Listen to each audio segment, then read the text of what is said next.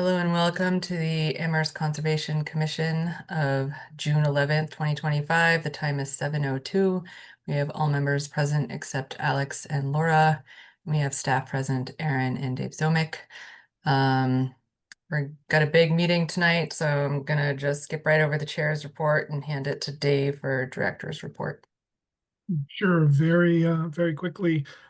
Just wanted to let the commission know a project that came through the commission and was permitted is the new track and field at the high school, regional high school, and we're doing a groundbreaking for that on Monday the 16th at 4 p.m. All the future athletes of Amherst for both track and field events as well as field events like soccer and field hockey and ultimate and etc. Kind of celebration of that 7-year project to get that done. And again, the commission permitted that work. So if anyone is available and wants to come, it'll be a nice event.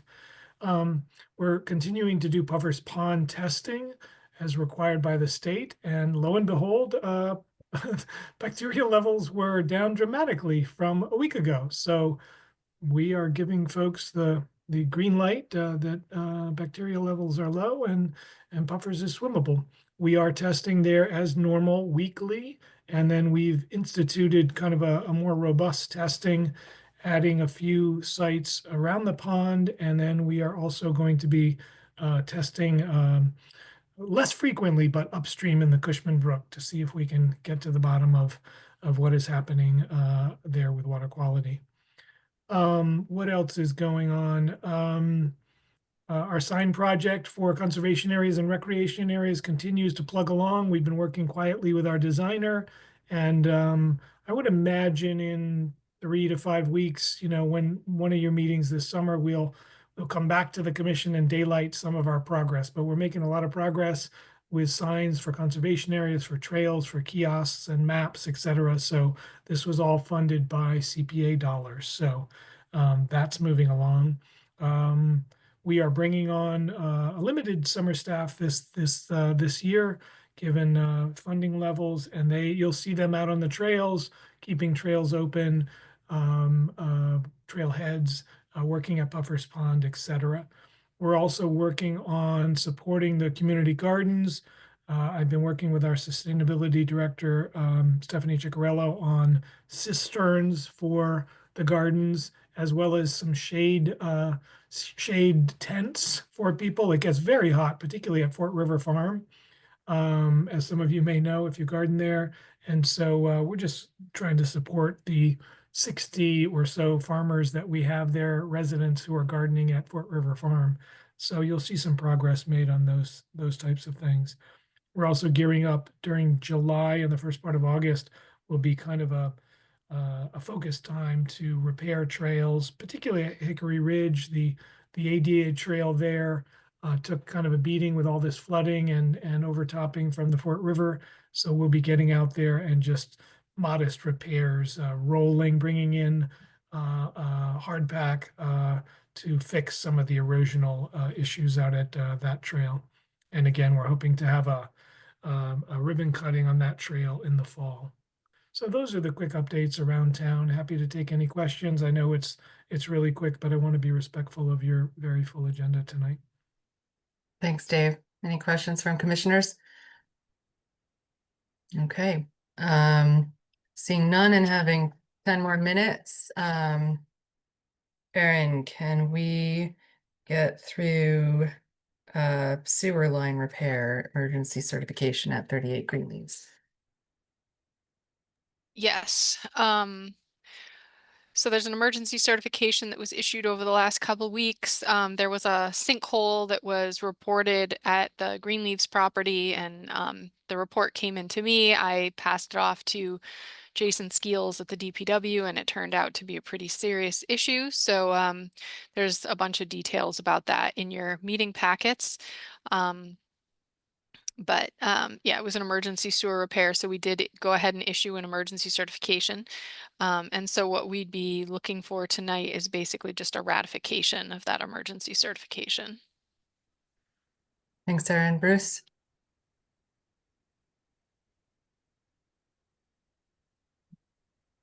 Perhaps it was only the newspaper, but it seemed to say that this site was actually in Hadley. So I'm confused. Yeah, it's right on the town line, but it is in Amherst. Okay. Okay, looking for a motion to ratify the emergency certification for the Department of Public Works sewer line repair at 38 Greenleaves Drive. I move.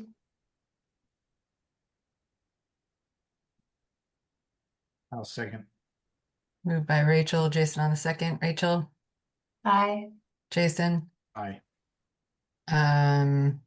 Alex, can I come back to you after the vote? Yep, Alex, on the vote? I'm gonna abstain. Okay, Andre, Aye. Bruce, Aye. and I'm an aye. Okay. Hi, Alex. Just note for the minutes, Alex arrived at 7:07, I think. So Alex, we just went through director's report, chair's report, and this was the first topic. Right. It's Eversource Beaver Dam issue. Yeah, let's see. Why don't we try that next? Do you think we can do this in a few minutes, Erin? Yeah, Okay. definitely. All right. So Eversource reached out to the town about flooding in the utility corridor. This is the corridor that's behind the Podic Catherine Cole Zala property. There's a utility corridor that runs north to south behind those properties. The original request was for trapping and breach, and the request came in late April, early May, and staff did, myself and Dave Zomek, we communicated with Kiko from the Board of Health, and we did raise some concerns about the request to remove the beavers in late April, considering the fact that they're rearing young, and also we kind of questioned, you know, if this was such a serious issue that they needed to be removed, why were they not removed during beaver season? And we basically said what we'd like to see just as a preliminary step is they could do a drawdown to try to control the water levels for the next 30 days and then see how things are going. But we'd really like for them to wait until the end of beaver season before they do any trapping, or the end of, you know, beaver rearing season before they do any trapping. So we did issue an emergency certification for a controlled drawdown. And just as an FYI, under the regulations, there is specific language about beaver control in utility corridors. So I just want to make sure that it's clear that that is a situation where we don't have a whole lot of regulatory authority to deny such a request. Thanks, Erin, and thank you, Dave and Erin, for navigating that for the benefit of the beavers for now. Okay, commissioner questions. Alex, go ahead. Why would Eversource not file an NOI? Why an emergency cert? They knew about it. It's not really an emergency. Why not have them file a NOI? Well, they are reaching out to us saying that it's an emergency, and the corridor flooding of the utility corridor presents a public safety issue, which we don't really have the authority to argue with. If they were installing a permanent flow control structure as part of the request, then I would definitely feel more comfortable asking for a permit as part of that. But in this case, they did have it evaluated by Beaver Solutions prior to the request coming in, and there wasn't really an opportunity for a pond level or a flow control structure. Did they file an application with the Board of Health? They did. Yep. They filed with both Conservation and Board of Health. Thank you. Okay. Looking for ratification of the emergency certification for Eversource Beaver Dam Drawdown Breach Route 116 Russellville Road. So moved. Second. Andre on the motion, Jason on the second, Rachel, Aye. Jason, Aye. Andre, Aye. Bruce, Aye. Alex, I'm gonna abstain. I'm an aye. Okay. Wow, we still have a few minutes. Okay, well, I think they're informal discussion. We'll have to take a look. Sorry to interrupt, Michelle. Mhm. Bruce did have a request related Oh, to yes. a letter. Maybe he could handle that in this next few Sorry, minutes. thank you, Bruce. I'm behind looking at the old agenda. Yeah, Bruce.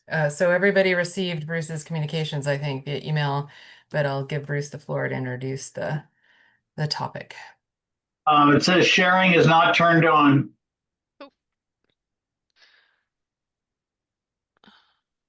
Got it.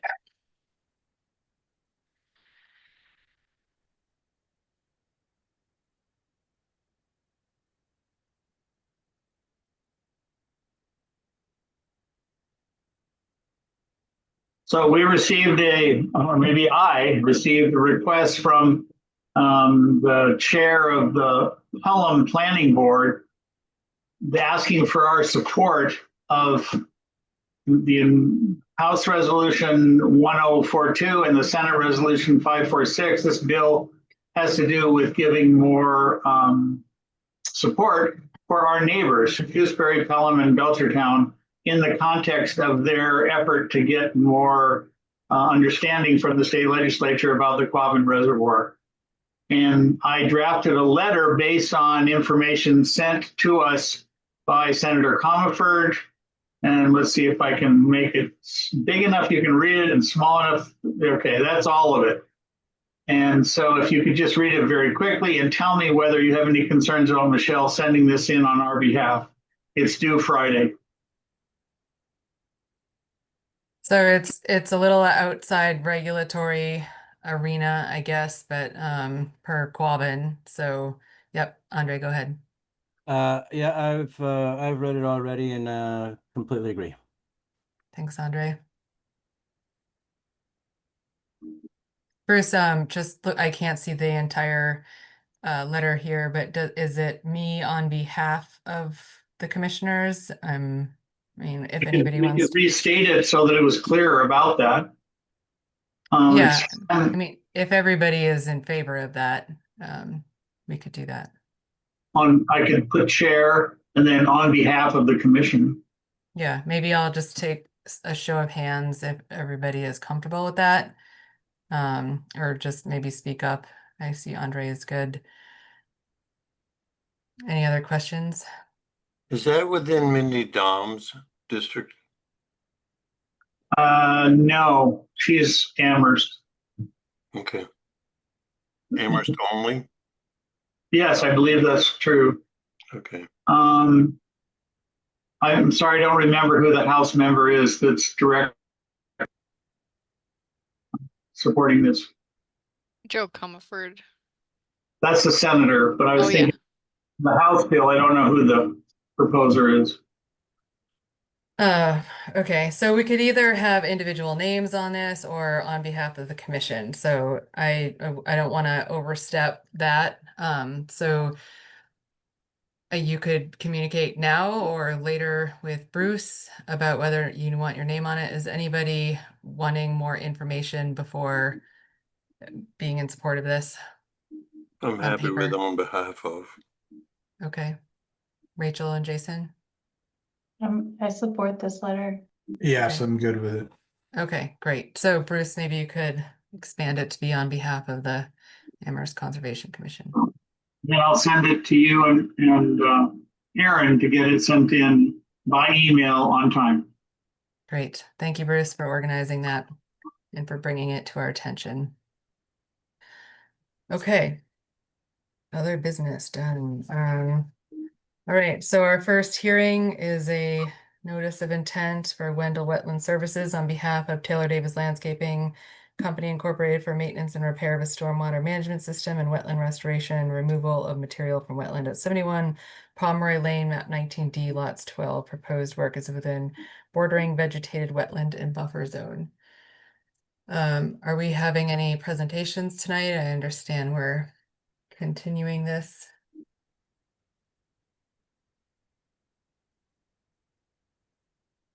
We can't hear you, Aaron. I added Ward and Alex to the, or excuse me, Ward and Lyons Witten to the group, and I did send along some comments which I included in the commissioner packets as well as in the public facing packet, and I sent it to the applicant as well.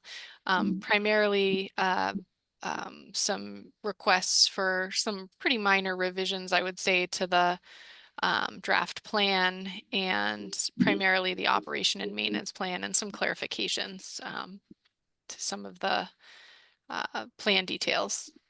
Thanks, Erin. And I skipped over the hearing procedure, so that was our 5 minutes from staff, I think, and then we'll do 5 minutes from the applicant and 5 minutes from public comment, and then 5 minutes for commissioners. So Lyons or Ward, if you'd like the floor. I can just start. I think Lyons Yeah. is going to do most of the discussion, but just so the commission knows where we are, this was the result of an enforcement action by the department and a consent order with the DEP. And I think we're generally in compliance with the DEP's requirements. We've removed a couple of Jersey barriers from the wetland and some concrete pipes from the wetland. But the department wanted the applicant to file for the reclamation of the existing detention basin and connecting the drainage pipes that go into it. So that's what this filing is for. And for things that are jurisdictional under the Amherst Wetlands Protection Bylaw and not the Massachusetts Wetlands Protection Act. Lyons. Okay, thank you. Good evening, everyone. Could I share a screen so I can point to the plan, please? I think Erin's giving you those controls right now. Yes. All right, can you see the plan with the blue line on it? Yep. Great. So the project originated, there's a stormwater drain line that originated here at the corner of the barn on the right side of the plan, and extended down to the edge of pavement, and then joined a rock-lined swale, which are these contours here, and discharged into an open pond infiltration basin in this location. And the overflow from that entered this existing 24-inch concrete pipe, which flows to the west off of the Taylor Davis property onto the former golf course now owned by the town.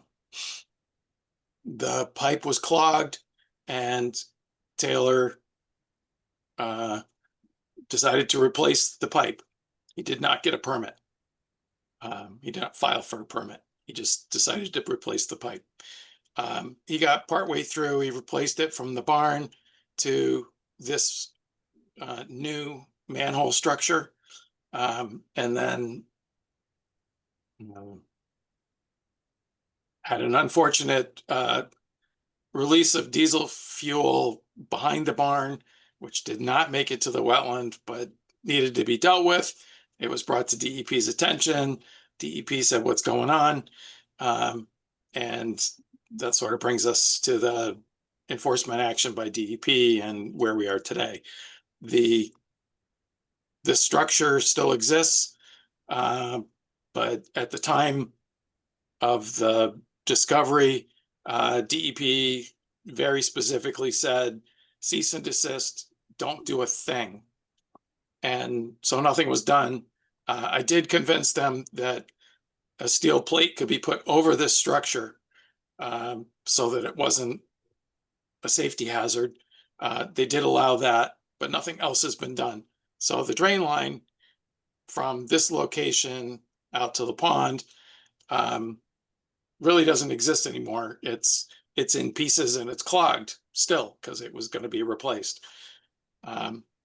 This plan indicates that from the edge of pavement, there will be a stone swale similar to the one that existed before that would discharge into this rectangle, which is a 2 foot deep by 4 foot wide concrete structure. There will be a sediment trap And being concrete, it can easily be scooped out with a flat excavator bucket or backhoe bucket without ripping out the bottom. And so that'll be the primary 4-bay sediment trap that will overflow into a series. Whoops. Sorry. Oh, sorry about that. Time to go home, I guess. That'll overflow into a series of 2 check dam sedimentation infiltration basins that are lined on both sides by a flex MSE retaining wall, which I'll explain a little more in a minute. Stone check dam in the middle, stone check dam at the end over the top of an existing, I believe it's a 24-inch concrete pipe that the water has flowed over for the last many decades. And so we're incorporating the final rock check dam over the top of that structure. The water would then flow into the existing infiltration pond. And at our site visit, it was requested that a catch basin, deep sump catch basin, be added to the system. So that's what this circle is, deep sump catch basin that will be the final sediment trap. And the water will then discharge to the existing 24-inch concrete pipe the way it has done for decades, only it will be free of sediment. It will now be free of sediment.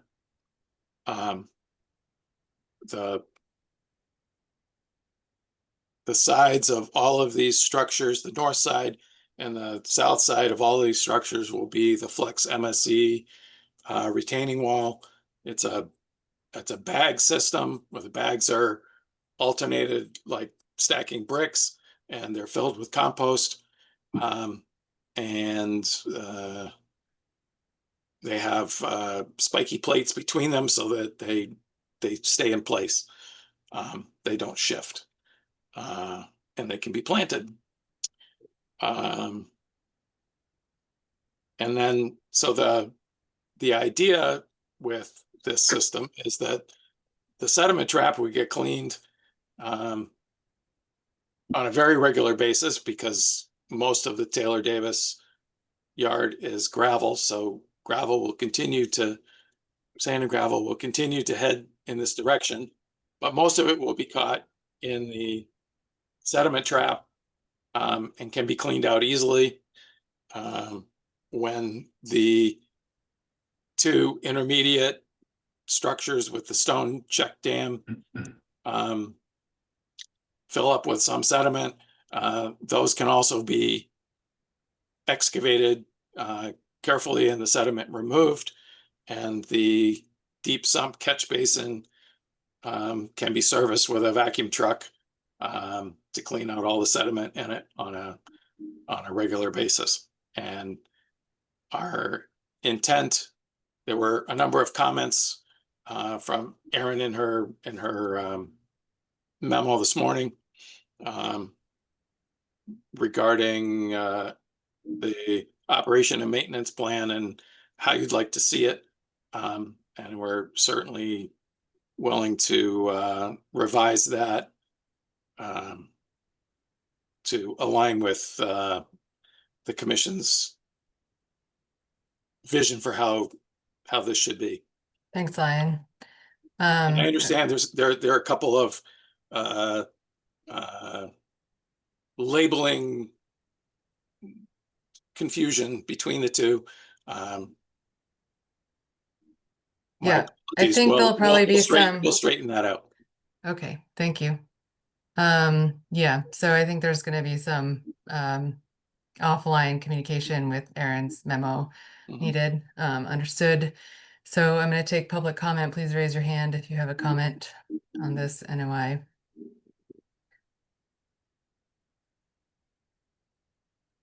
Okay, I'm seeing none. Going to commissioners. Any comments or questions while we have our applicants here tonight? Bruce, go ahead. Aaron, in the memo you wrote, number 1 through 12, the one that jumped out at me was number 4, which has to do with the existing array of pipes, et cetera, et cetera. Are there any others where you don't yet have the information you need? When you say any others, what Well, do you if, mean exactly? well, I guess it's a working assumption you don't have number 4 yet. So Oh, answers to other questions, you mean? and this is 12 different questions to the applicant. The question is, how much of this is now known based on today, but there's more to do? Yeah, so this memo went to the applicant today. And yeah, so we received a plan last Wednesday for the design on the stormwater. Those were the revisions that had been requested at the site visit back in April. And we received, we didn't have an operation and maintenance plan to accompany that plan, so I requested that last week, and that was submitted to us on Tuesday. So those comments are hot off the press from first thing this morning. And yeah, I think some of those lines might be able to address tonight, and if you're able to resolve them, that's great. I'll just end by saying my biggest concern is number 4. So I can answer number 4 if you'd like. Sure, but just please keep it to number 4 because we're not done with commissioner questions. Certainly. There are 2 kinds of pipes that I can think of addressed in number 4. One is the clogged pipe that was in the process of being replaced, and that clogged pipe will be removed and replaced by these proposed structures. The other are existing pipes that are French drains that go to the pipe underneath all of this, and that will remain the same. That's it. So just a follow-up question, if I could, Michelle. There are several large concrete pipes that flow under the structure. We saw one of them going through the basin. And then I think there was even more than one pipe going through the structure. Are those existing drain pipes remaining, or are those being pulled? They will remain. Interesting. That's a whole separate series of drain pipes. We have no intention of disturbing those systems at all. Just the runoff from the parking lot. And those pipes aren't shown on the plan, but are they in alignment with the elevations of the basin bottoms? I mean, are they going to be They are shown on the plan. Do you want to bring Well- up that plan again? Would that be helpful? I think Yeah. Lyons has it. Okay. Well, all the pipes aren't shown. There's a number of pipes coming through it and into it. I know there's one at the outlet where the deep sump's going to go, but I was talking about going through the other. And I'm just curious how that's going to intersect with the structure itself. The large concrete pipe, the 24-inch pipe, is not connected to the stormwater, and that remains untouched. There is another pipe that discharges to this pond, but that's the one that's being replaced, so that will be removed. That'll go away. And where does the large 20 pipe discharge to? The one that goes south goes to what used to be a pond in the southwest corner of the Taylor Davis property, and that then discharges underneath the road and goes south to the wetland, I believe. Yeah, that's the pipe that I had asked about during our site visit, Lyons. And I was asking to find out what the origin of that pipe was. Have you found that out? It receives water from what's labeled on this plan as the existing 6-inch culvert, which is a French drain around the north side of the barn. So this pipe that I'm circling here Yes, is going to remain in place. that's the concrete pipe, yes. And that's not going to interfere with the functionality of the No, proposed the basin. the second of the stone check dams will be built on top of, in front of that. It'll help hold it up. Okay, so separate drainage systems, not connected. Separate drainage systems, not connected. And the black plastic pipe that's on top of that is the one that's being replaced. Those will go away. And then there's this pipe that flows into it too. That's the one that's being replaced. So there's multiple being replaced, and they'll all. Well, 'cause it got torn apart, and so it's not in its original alignment. It got dug up, but it hadn't been replaced. Lyons, are you saying that that pipe is essentially replacing in the interim, replacing the pipe that you're looking to actually make a replacement of, right? In other words, you were replacing, or Mr. Davis was replacing replacing a pipe that was broken but couldn't, and that this pipe that we're seeing, that corrugated one, is the temporary fix. Is that what you're No, saying? there is no temporary fix. That corrugated the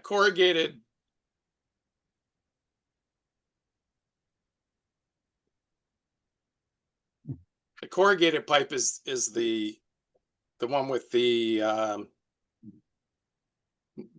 angled end on it, is the curtain drain, the French drain from the north side of the barn. Oh, I thought you said that the 12-inch concrete one was.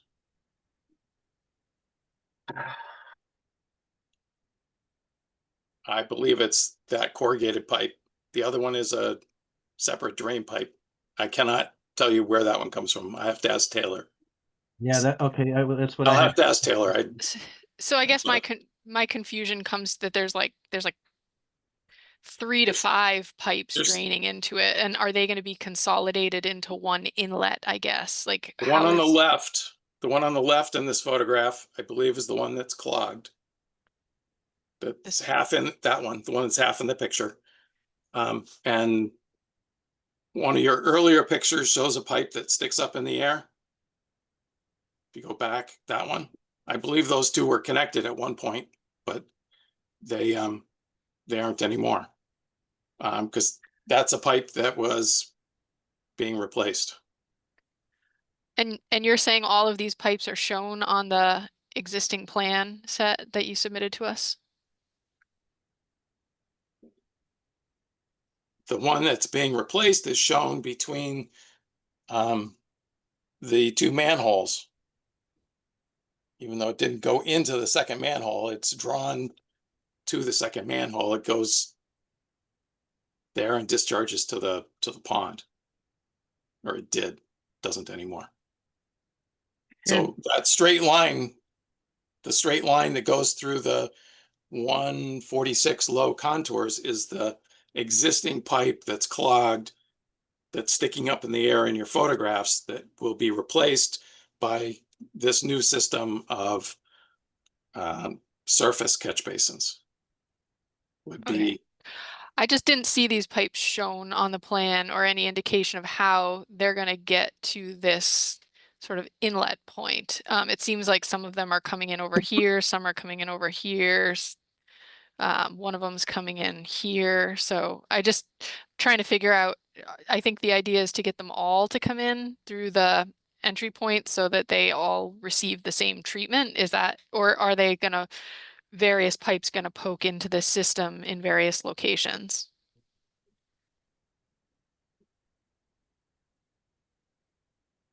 And Well, clearly we need we some will cl- resolve that question Okay. and make it more clear on the plan.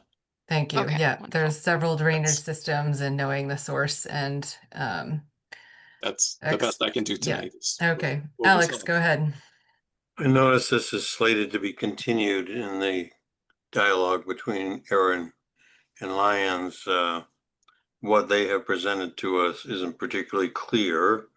And could I suggest that we move to continue and assume that Lyons will get together with Aaron, and the next time we see them, we'll have a clearer idea of what's happening and we won't have to spend as much time on it.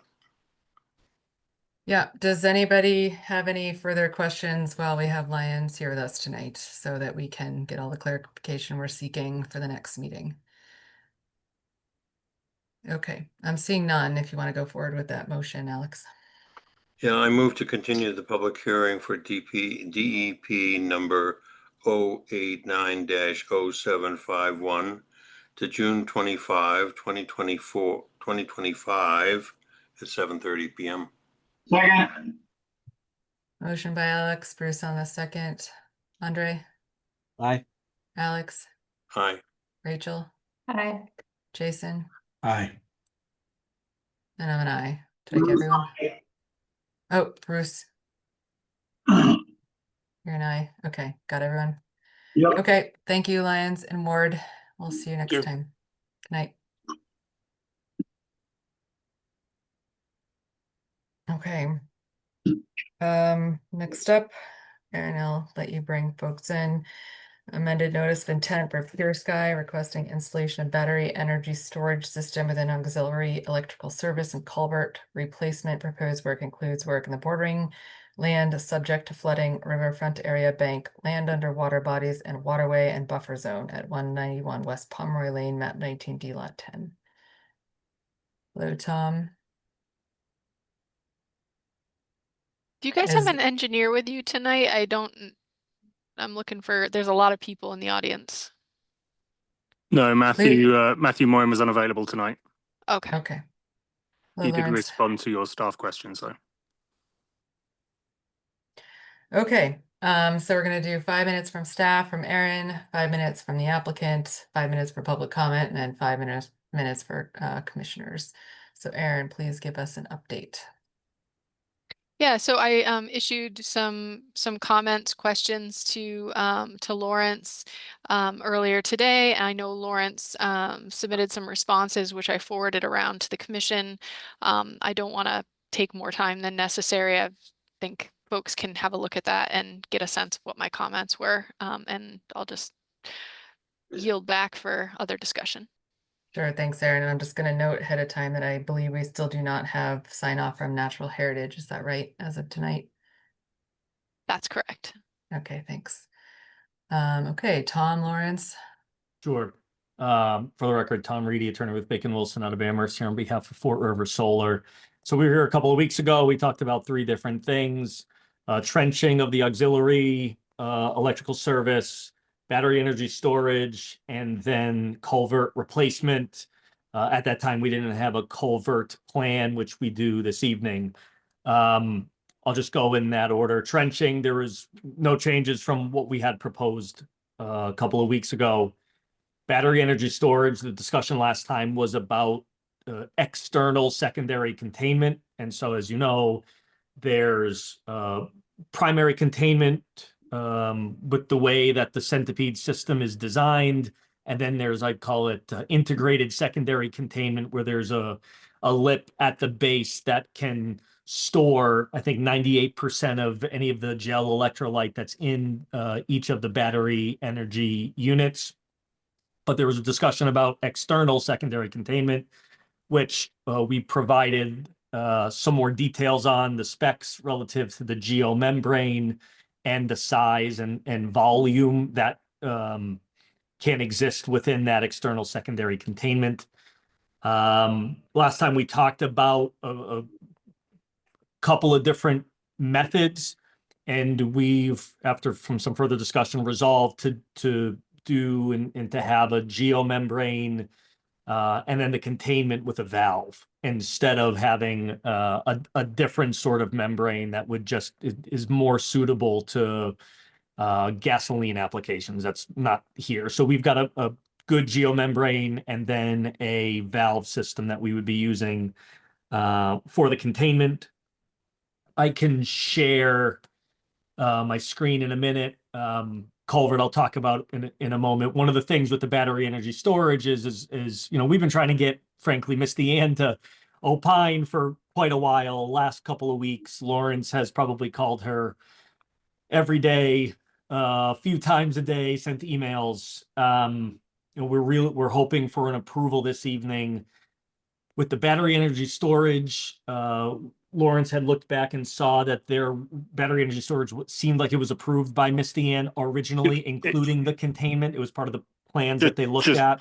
Just a clarification on that, Tom. It wasn't the battery, it was containment around the pads. It was silent on the battery. There you go. And so whatever the commission could see to approving, even if it's conditional, and if we have to, I know you don't like us coming back, but frankly, we're up against some timelines on our end. We'd love to get out of the site. And so if the commission would consider conditioning their approval on Misty Ann and HESP, Division of Fisheries and Wildlife approval. So I'll just put that there. I'll share my screen just to show it's a 2D, no great shakes, but just you've got the pad, which is in the teal, and then you've got the containment system on the exterior. So if you were on that site visit or if you've seen the images, you have the pad, and then you've got the containment on the outside. I'll show you the specs of the containment so you can see what it actually is going to look like. This is the easterly pad, and then this is the westerly pad. It's a little bit nominally larger. But again, you've got the pad here, and then you've got the containment on the exterior of it. I'll show you just an image of what that containment, secondary containment, looks like, so you can get a visual. Here you go. If you can see the application, you've got under here, and Lawrence, correct me if I misspeak at all, but below, you've got the geomembrane. You would have on top of that geomembrane stone, and then there's free space on top of that, and that would be in that gray area that I had just showed all around the teal battery pad. And that is the volume. If we backfill with the amount of stone that we are suggesting, there's, I think it's 2,118 gallons of capacity there in the eastern and 2,513 gallons of capacity in the western, around for secondary containment around the western battery pad. So before I move on to culvert, I don't know if folks, we've got an emergency spill plan too, which was part of it. I can go through it. It's reading it is probably better, but if you want, I can go through it. But before I go over to the culvert, I don't know if there's any questions specifically on this, or if you want me to go to the culvert and just touch on that. Is there anything addressed about the lifespan of this composite secondary containment system? Lawrence, do you know the answer to that? Yeah, so I did provide a link to the case studies of this specific membranes in application, some of which going back to the late 70s and early 80s, and it's still working in there. The notification from the manufacturer is that it's life of product. It lasts as long as we'd need it to in that application. Okay. It's pretty much a fill and forget. It's on those case studies. It's used in airport applications to surround the fuel storage. It's also used at Mammoth National Park for the ponds. So where they're all fully exposed to the elements and other things as well. It's used in Alaska for oil containment by the water, secondary containment, and it's been there for a long time. So yeah, it's okay. The lifespan that we have is about 35 years, 35 to 40 years. The lifespan of it is in excess of that. Okay, thanks, Lawrence. So Tom, that was 5 minutes, so maybe we'll get to the culvert quick. Sure. Thanks. Let me.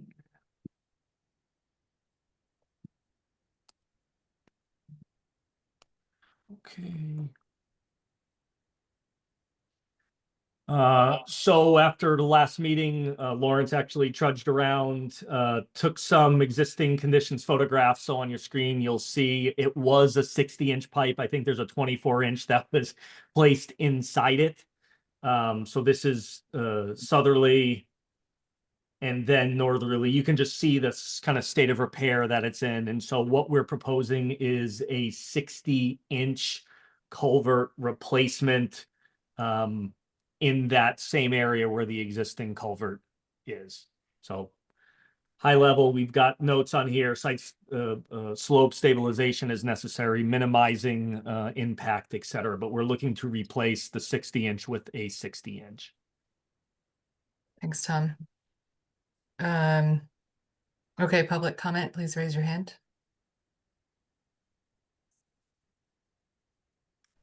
Okay, seeing none. Commissioners, questions, comments?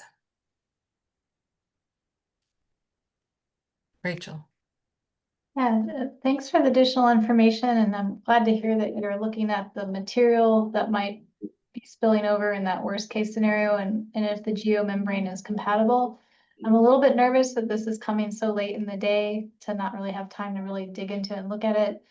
I wonder, trying to get you out of here quickly, wondering if you could have an LSP write a letter, like talking about they recommend this product and this application, and something to describe from that technical point of view, because my understanding is the lithium iron phosphate does not a hydrocarbon product. So what was presented before, that wasn't going to work that way. So I'm just feel like we need a LSP to weigh in on the system and make sure, especially because the state has designated this area as really a very conductive area for groundwater. So anything that we put in the ground is going to get into the groundwater very quickly based upon the new mapping released by the state. So we want to make sure we're not contaminating the groundwater.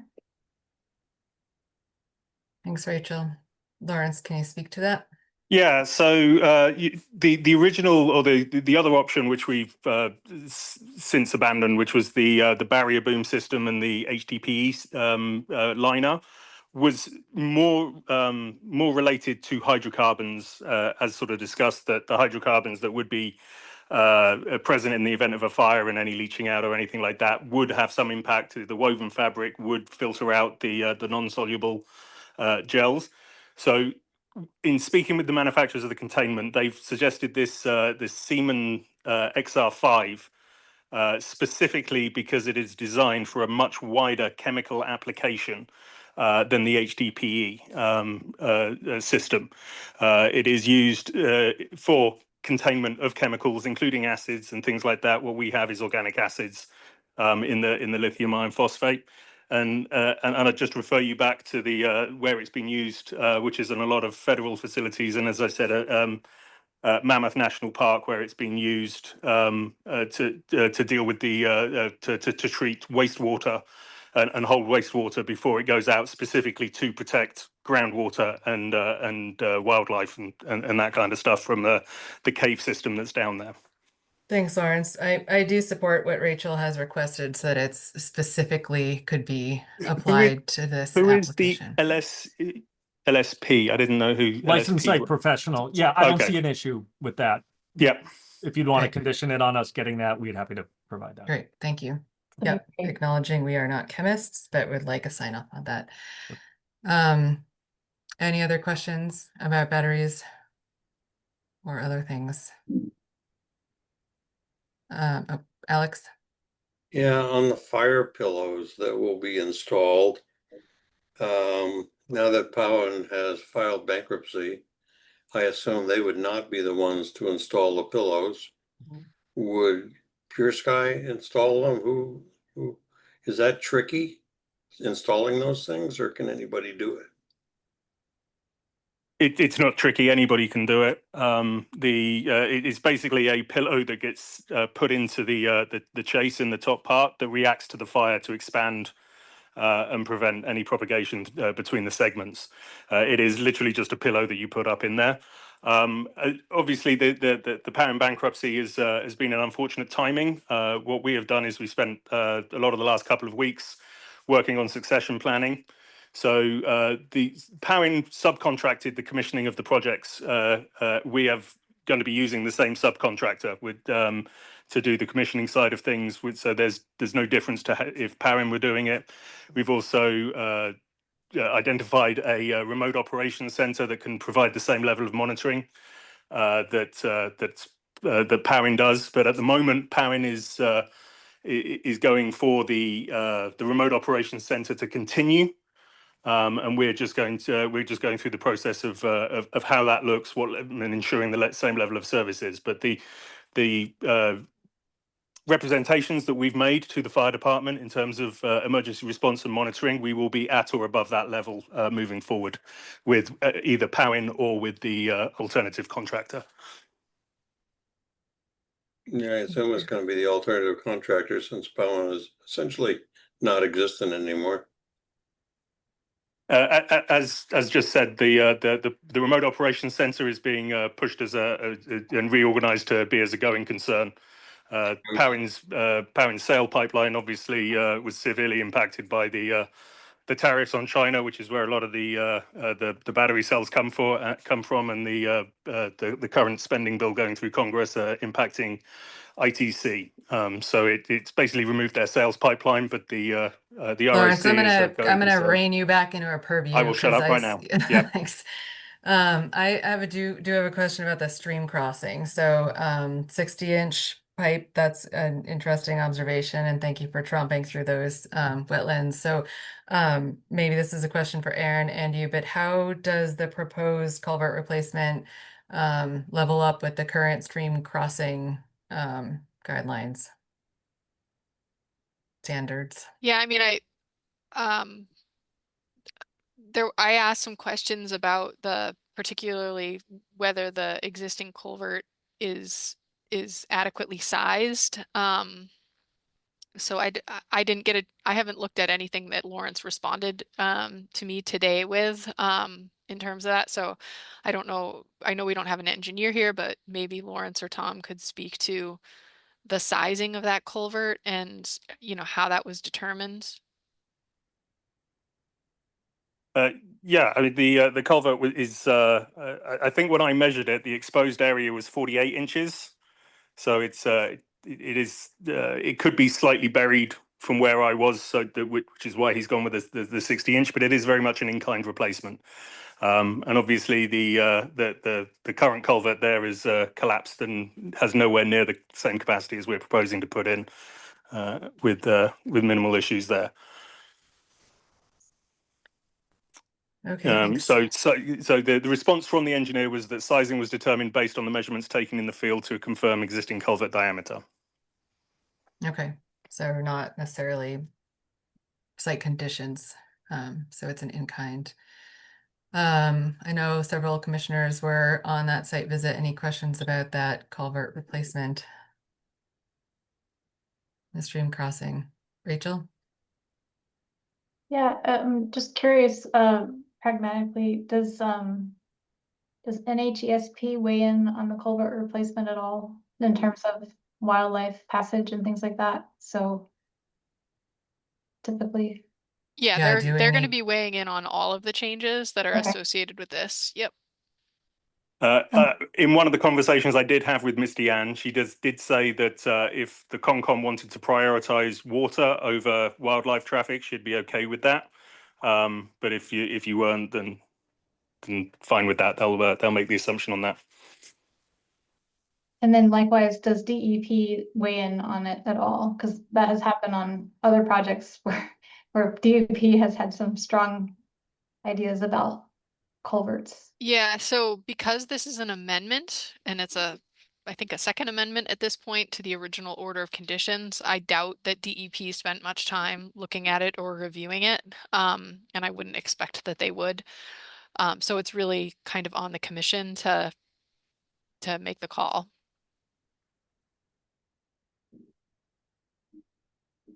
Okay, so I understand the applicants are asking for us to close this tonight and approve it conditionally, and that would be based on Mass Wildlife Natural Heritage sign off and an order, I guess, something from the LSP. So approving the use of the proposed secondary containment for the batteries. I guess I have some concerns that Mass Wildlife Natural Heritage would have something to say about the culvert and maybe some additional erosion control measures or some kind of things that we haven't talked about or aren't in the plan. So Lawrence, you have a I'll keep this very response? quickly. The whole idea is that we've obviously got an existing permit, SWIP and everything like that. We are proposing that we work within those existing guidelines and requirements in terms of erosion control and things like that. So Okay. it's not necessarily specific to this. It's just the requirements to cover the entire site. We wouldn't be following anything different from that. We would have wildlife biologist inspectors and things like that to make sure that we weren't doing it and harming the turtles. Understood. Okay,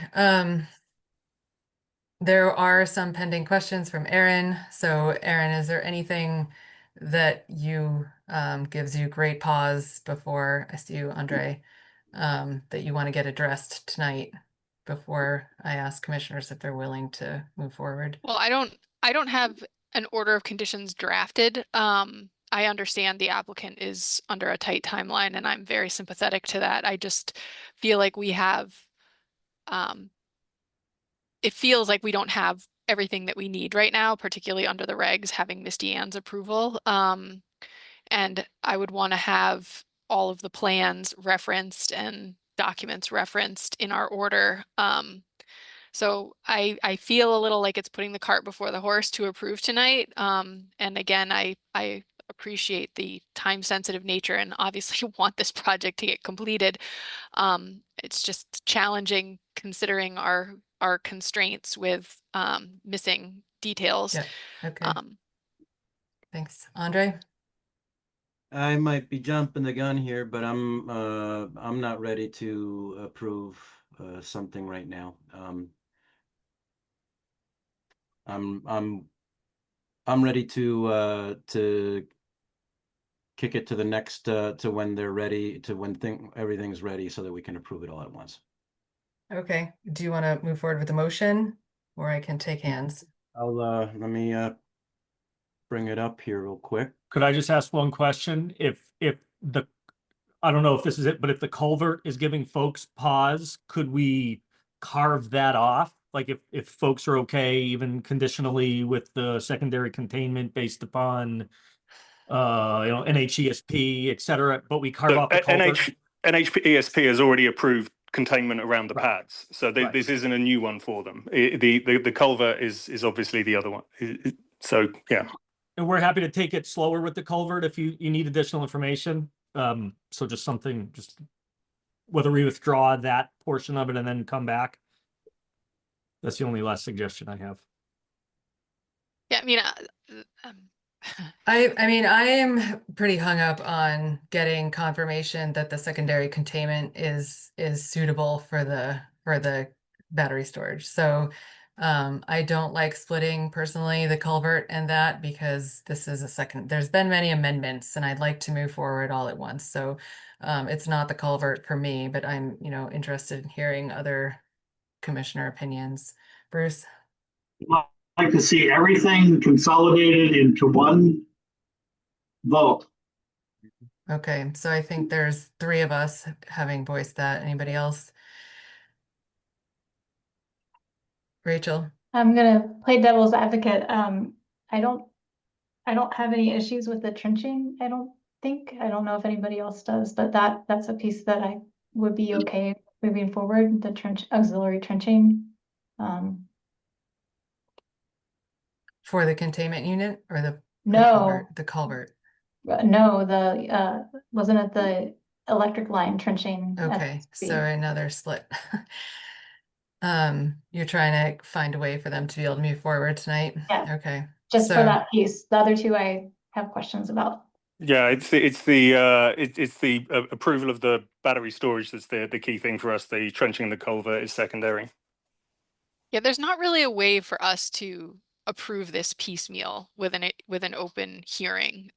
It's an open hearing and there's there's a legal ad that describes what the work is, and when we issue the permit is going to outline what items are approved and not. So it's not like we can parse it or separate it and say, well, we're approving this one piece, but these other issues are still under discussion. It's kind of all or nothing from my perspective. Unless as we far- withdraw those two, but then we're going to be back anyways, if, for those other two.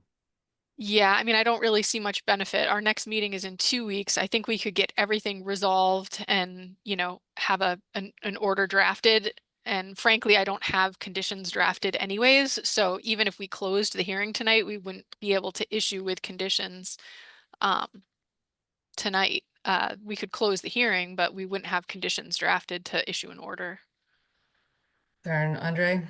Yeah, I'm not ready to split it. And as soon as we're ready, I'm ready for a motion. All right, Bruce? I'm just reminding everyone that the deadline for all these materials is the 18th, a week from tonight, so that it gives Erin sufficient time to produce all the different documents she needs in order to have a vote to move forward. Thank you, Yeah, Bruce. and I will say the applicant did make tremendous efforts to communicate with me. It's just been incredibly busy, and I'm booked solid. So it's reviewing things and getting comments back is taking longer than it ordinarily does because of the traffic in my office right now. Yeah, but I think we could make a like and kind effort to move this forward for the next meeting, given discussion tonight.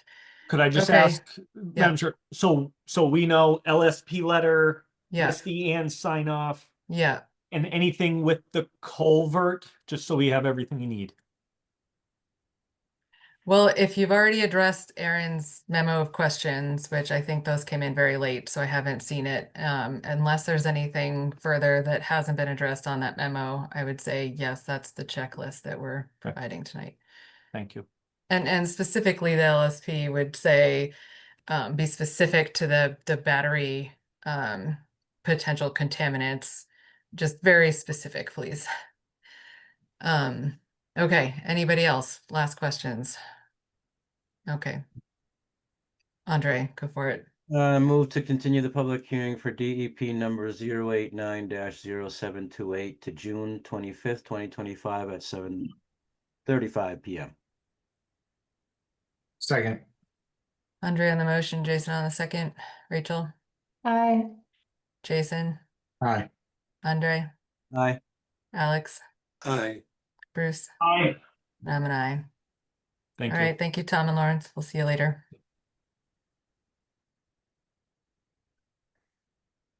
Okay, let's see, next up. We have a notice of intent for GZA Geo-Environmental Incorporated on behalf of Archipelago Investments, Archipelago LLC and Hampshire College for a proposed mixed-use residential development at 0 West Bay Road, map 25B, lots 52, and 0 West Street, map 25B, lot 58. Proposed work includes construction of 3 mixed-use residential structures with associated parking, stormwater remediation, and landscaping, portions of which are located within the buffer zones to bordering vegetated wetlands, DEP number 0890752. Okay, see you bringing people in, Erin. Yes, and I don't see Kyle. I don't know if Kyle's here. If you could raise your hand so I can find you. There you are.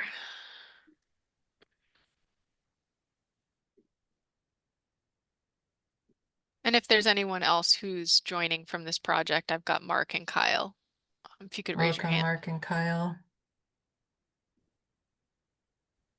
Hey, Mark. Hello, Kyle. Good evening. Okay. Right, so we're gonna give 5 minutes for Erin's update, and then we'll go to you, public comment, and back to commissioners for questions and comments. All right, Erin, please give us a. I have an, oh, I see an iPhone hand raised. Is this an Yeah. app? I'm not sure. Are you guys expecting another person? Or might it be a public comment? No, okay, it might be public. So we'll Okay. take public comment after we hear from the applicant and staff. Yeah, so We had our site visit with Ward this past week. Alex and I braved the mosquito swarms to get out there, and we did. And also I dragged Ward and Alex through unmentionable stands, multi-floor rows and vines and you name it. And I feel very confident in the delineation at this point. We did move one flag, and we did investigate a report of a vernal pool. We did identify what appears to be sort of a low gradient basin in the middle of the wetland area. There was some leaf staining and some evidence of standing water, but there was no standing water at the time of the inspection, and there was no evidence of vernal pool species at the time of the inspection. So I'm confident that that is not a certifiable vernal pool. Didn't have the characteristics that I would expect to see for a vernal pool. So I'm comfortable with the delineation at this point. I think we just need to do a very minor update to the plan that includes the movement of one outstanding flag. And there was a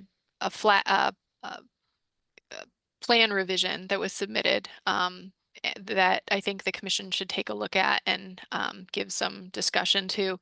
But ultimately, if the commission decide that the adjusted plan is more in keeping with the regulations and that they are interested in proceeding with the review of that design, then we would need to have a full round of revisions on the plan submittal documents so that I can begin my sort of comprehensive review of the project, which would include stormwater management that's proposed, which I haven't even dug into yet. So that's about all I have, but I'll hand it over to whomever. Thanks, Erin. Kyle or? Yep, go ahead. Thank you. If I could jump on and share a little bit, I won't take too much of your time, won't take the full 5 minutes, but just want to get to the resubmitted plan that we sent over and talk to you about it a little bit here. So. Yep.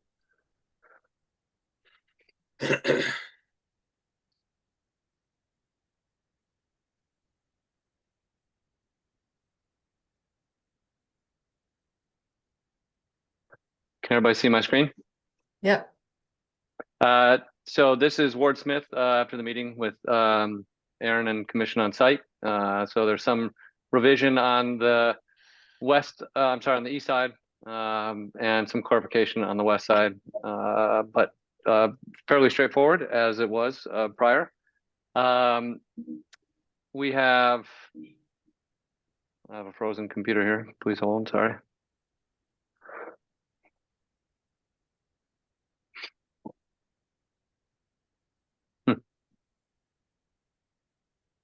We can see your cursor moving, Kyle, if that helps.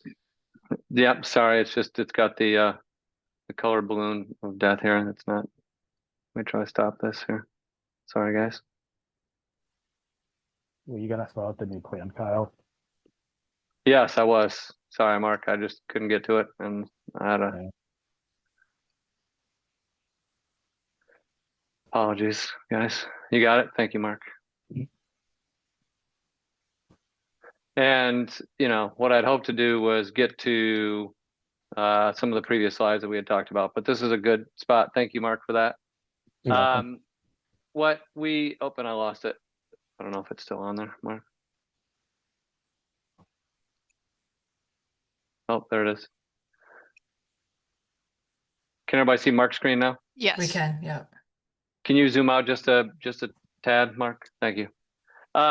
So what we wanted to show with this resubmittal, and we obviously haven't shown this to the planning board, we haven't shown it to the fire department, we haven't done all of the vetting that we need to do. But what we were trying to do here was show a revision to set up a conversation about the unique characteristics of the site and mitigation. So this site plan shows a different approach to the WUNRF. It's one way. It is further from the wetland. It's squeezes the buildings and it pushes the buildings slightly closer to Bay Road.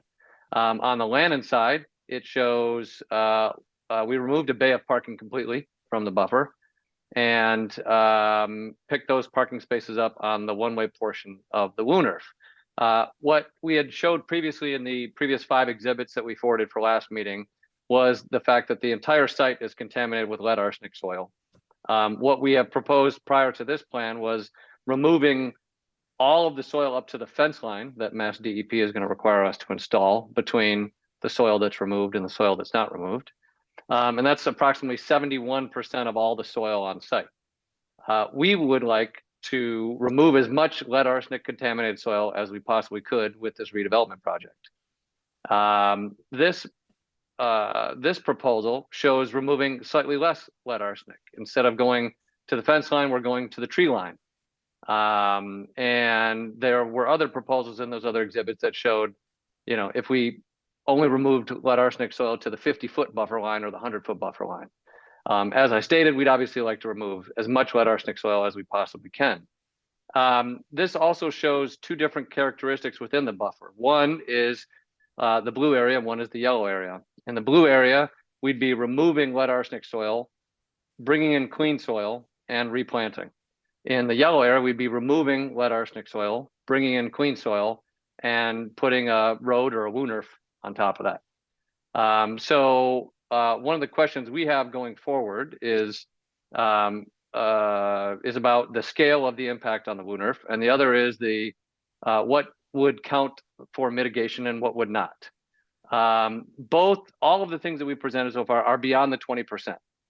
We made an assessment early on that this was a redevelopment site and that it was a severely degraded site. And so we were of the understanding that the commission would be in a position where they could, per the new bylaw, approve beyond 20% in the 50 to 100 because of those conditions. We've also got some red hatching shown here, and that's impact within the 0 to 50-foot buffer. We're obviously still trying to use the town installed hammerhead at the Gould Landon intersection in order to reach a traffic, in order to reach the Woonerf to that, we have impacts in that 0 to 50. So that raises the other question of permanent impacts in the 0 to 50-foot buffer. So on the first meeting, which I was unable to attend, there was a straw poll taken about potential support of the project on the board. What we're seeking to do tonight is obviously appreciate Aaron's work with Ward, finalizing the wetland delineation. What we're seeking to do tonight is have a little more feedback from the board on what could be considered mitigation and what they would be open to considering in the 0 to 50 and the 50 to 100-foot buffer. And with Thanks, that, I'll try Kyle. to stop and answer questions. Thanks, Kyle. So now we are going to go to public comment. So we're going to do 5 minutes for public comment or 2 minutes per person. So please raise your hand if you have public comment. Okay, first up is Carol. Go ahead, Carol.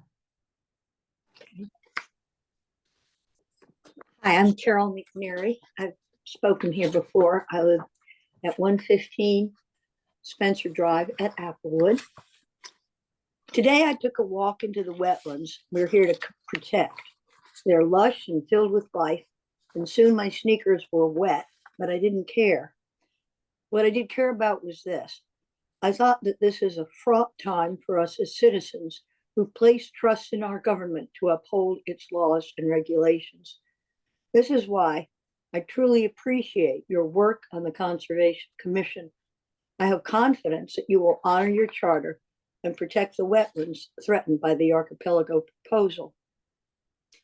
When I moved to Applewood, I was so lucky to meet Ann Can, who took me under her wings and passed on much of her knowledge and passion for conserving the natural resources of our area.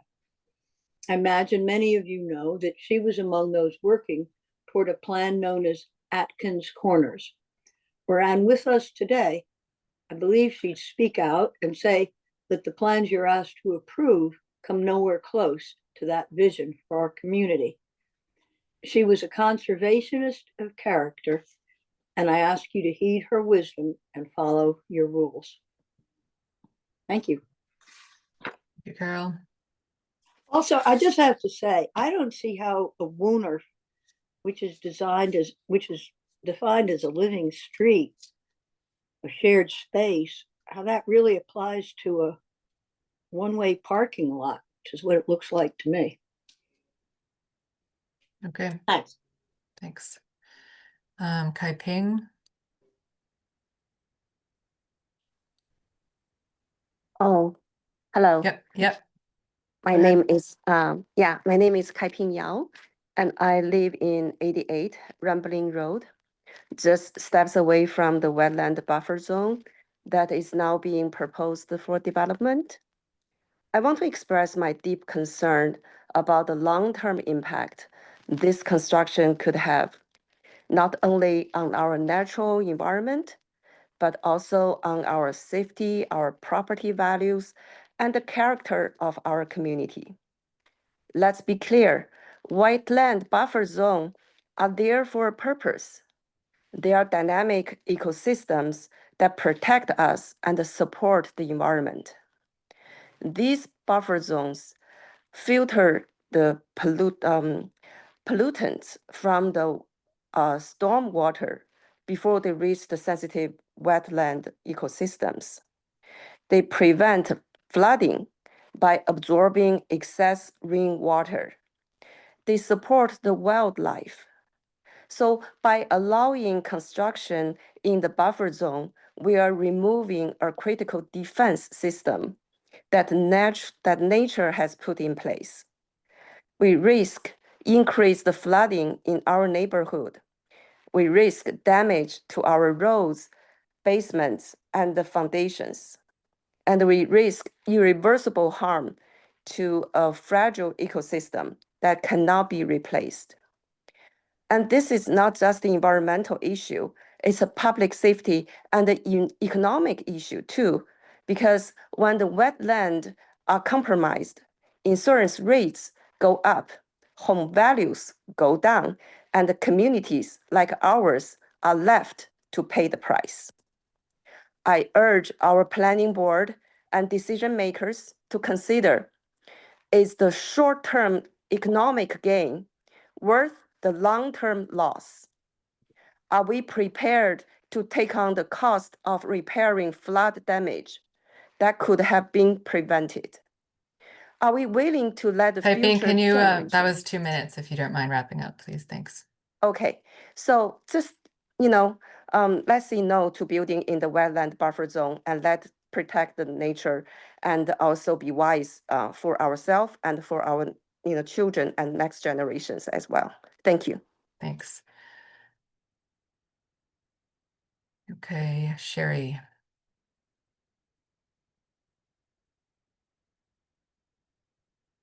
Go ahead, Sherry. Yep. Can you hear me now? Yep. Yes, thank you. I'm Sherry Wilson.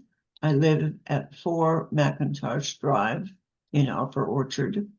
And I want to thank all of you commission members for studying thoroughly this application by Archipelago. I have been impressed with your focus on your job, your public mandate, wetlands and stormwater. That's what the Conservation Commission is supposed to do. And I ask you please to reject Archipelago's request to build so close to wetlands. Even their revisions are bad for wetlands. And this project seems too large for a space that includes so much wetland. And however old these wetlands may be, how they were developed, which Kyle very dramatically gave us the history recently, it isn't relevant to the current situation because the wetlands exist now and they must be protected.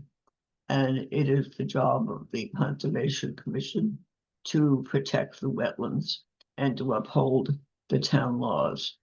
And I appreciate all the thoughtful consideration you have made, and I hope you will continue to uphold the wetlands laws and require Archipelago to rethink this project and scale it down and not build so close to the wetlands.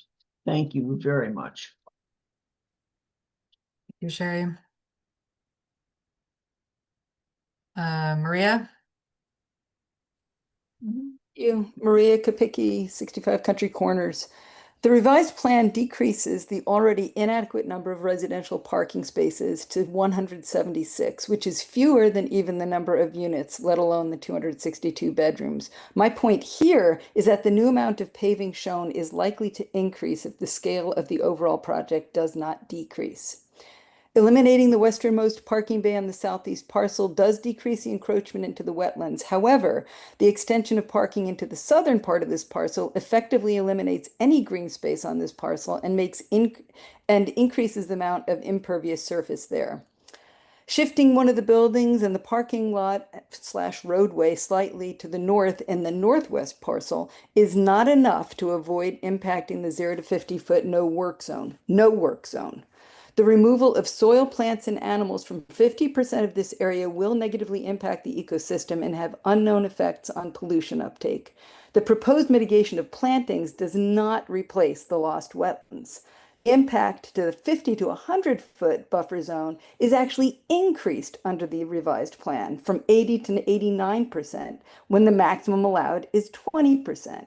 Again, the proposed mitigation measures do not comport with the Massachusetts Inland Wetland Replacement Guidelines.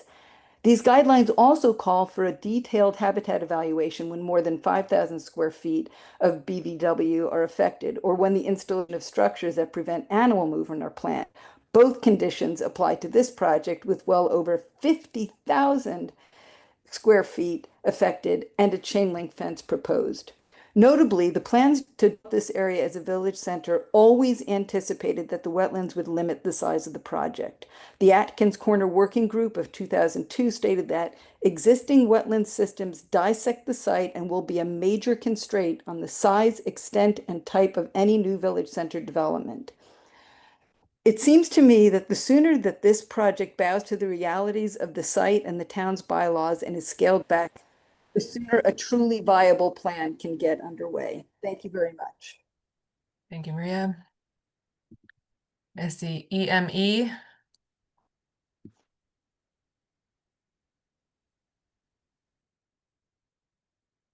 Whoever is logged in as EME, go ahead and comment. I see that you're muted.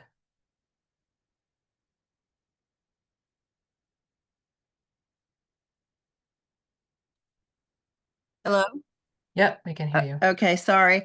I'm Elaine Elias from 10 Autumn Lane, and I'm finding it really difficult to follow the previous three speakers. They articulated everything that I feel in my heart about this project. The magnitude of this project is not what we who have lived here for over 20 years anticipated. We always looked forward to a village center, but this is not that. And I urge this committee to uphold the existing bylaws, protect our wetlands and our wildlife, and just please do the right thing. Thanks very much. Thank you. Next up is Lisa.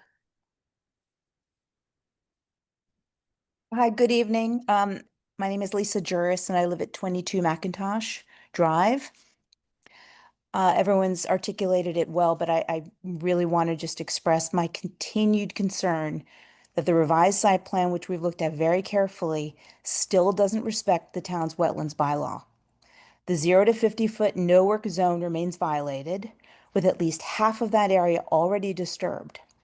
In addition, the 50 to 100 foot buffer zone continues to be overdeveloped, now with 89% impacted, an increase from the previous 80% based on, Archipelago's own figures. And while removing a parking bay in the southeast parcel is a step forward, the northwest parcel's buffer zone remains, as Maria said, significantly damaged beyond what the bylaw permits. The proposed mitigation measures, such as plantings, are inadequate and do not meet the town's wetland replacement standards. And furthermore, the claim that these impacts are temporary is misleading. Removing the top 12 inches of soil to address arsenic contamination will likely cause long-term harm to the soil and the ecosystem flora and fauna as well, the native flora and fauna. So by preserving the wetlands in the natural state is one of the most effective ways to allow the land to slowly remediate arsenic contamination over time. So by granting these variances, we risk setting a precedent of very slippery slope where others will seek similar exceptions throughout our town, gradually weakening the integrity of our wetland protections. So working within the allowable footprint is not only feasible, but is the only responsible path forward for developing this property as was originally planned. Thank you for all your hard work, time, and consideration. Thank you, Lisa. Okay, I'm seeing no further public comment, so I am going to move over to commissioners, questions and comments.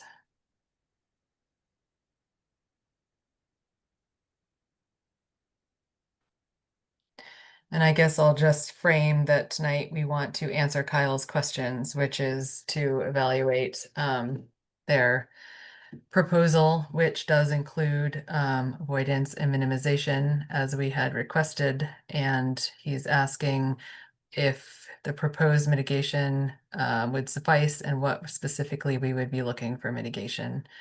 And then we would also like to address whether or not we are interested in approving a waiver for the 50-foot buffer encroachment for this project, or what we need to further make that decision. Jason, go ahead. Kyle mentioned that they had initially determined this to be a redevelopment project. I'd like to know why that determination was made, how that determination was made. Sure. It's history as an orchard, and the fact that the orchard history has left us with a site that requires remediation.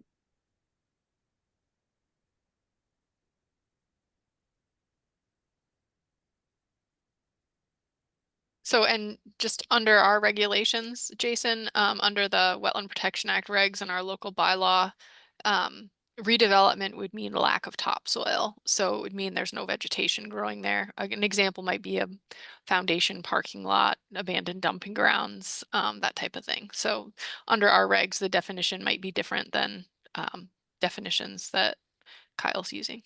Yeah.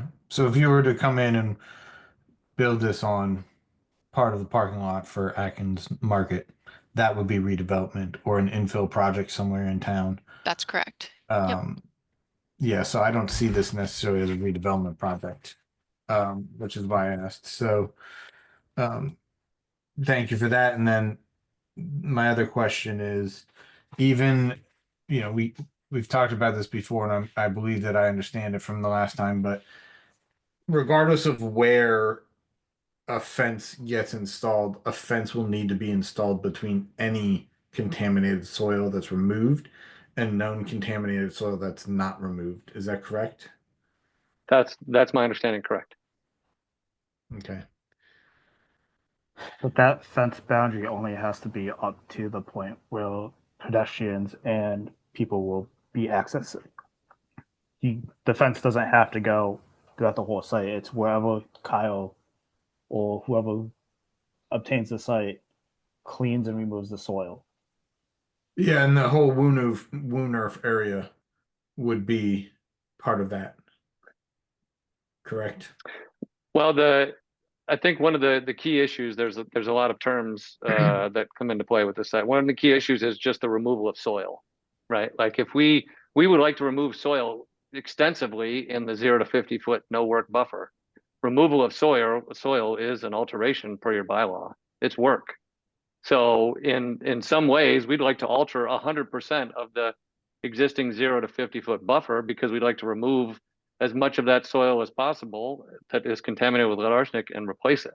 So the commission may feel differently. The commission may feel that they'd like to keep lead arsenic contaminated soil and not get it replaced as a consequence of new development. But we would obviously like to remove as much of that lead arsenic soil as possible. So I'm unclear as to whether or not if we had an agreement to remove lead arsenic soil from the 0 to 50-foot buffer, is that no work or is that alteration? How would that be analyzed? That would be alteration, but it'd be a temporary impact. So we, I appreciate the tally that you did on the new plan, so it wouldn't be permanent. Okay. Andre. I kind of have a parallel or similar question, and that is that you had mentioned, Kyle, that you'd reached an exemption by having decided that the site is severely degraded. I'd like to just double check here and ask a question of Aaron. Aaron, who's supposed to make that decision? Is that the applicant or the commission?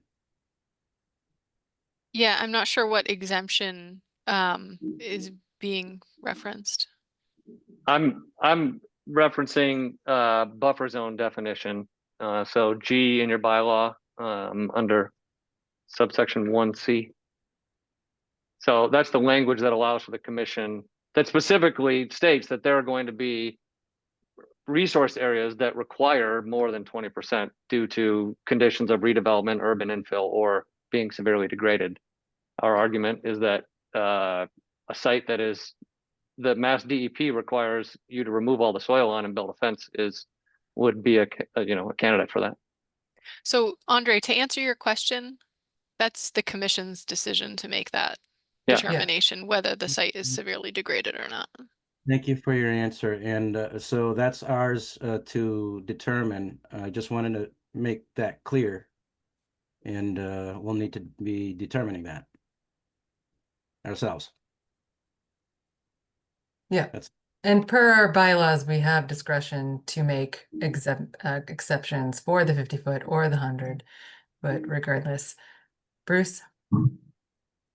As a hypothetical idea, how much soil would one have to put on top of the contaminated soil to consider it remediated, in contrast to removing the contaminated soil? 1 foot, 2 feet? It's a good question. I don't know the exact answer. I think there's ways to encapsulate soil like they do on old dumps, etc. I don't know the extent of the fill that would be required to encapsulate is sufficient to meet the regs.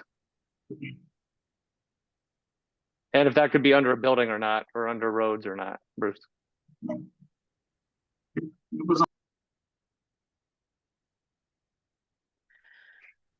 I'm seeing no other commissioner hands, so I'll just explore the mitigation question you asked, Kyle. So in the blue, I don't know, Mark, can you pull that up again easily enough? Thanks. The Thank you, Mark. temporary impact, I don't need it if you can't do it, but in it, I'm gonna just keep talking, Aaron.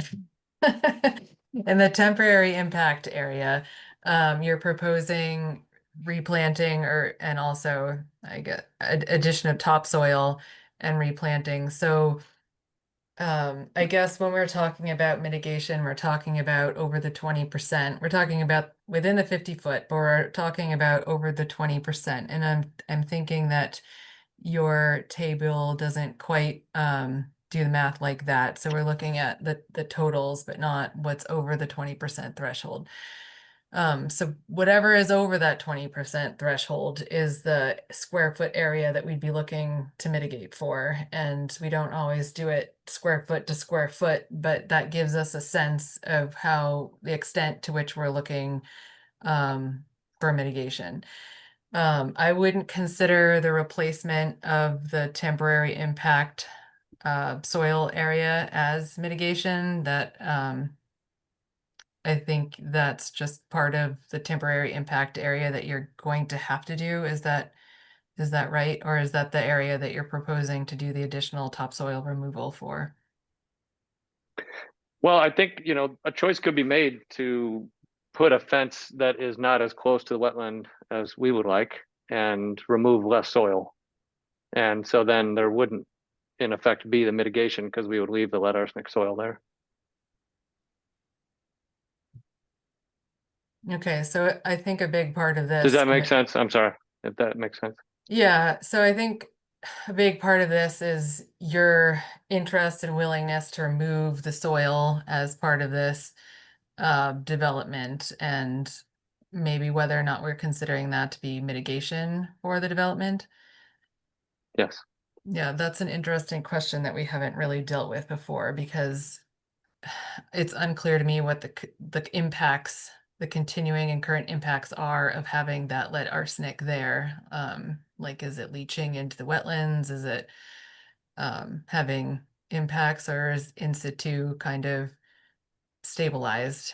I see Bruce's hand up. So I guess one thing we'd have to know for the mitigation is how much over the buffer are we at? And then we would talk about what you could do on site as some kind of ecological restoration. And we normally would ask for a restoration ecologist to have a proposal for us in that case. So we need a little more information about how much. And then I'm interested in commissioner ideas for on-site restoration, those of you who have been there.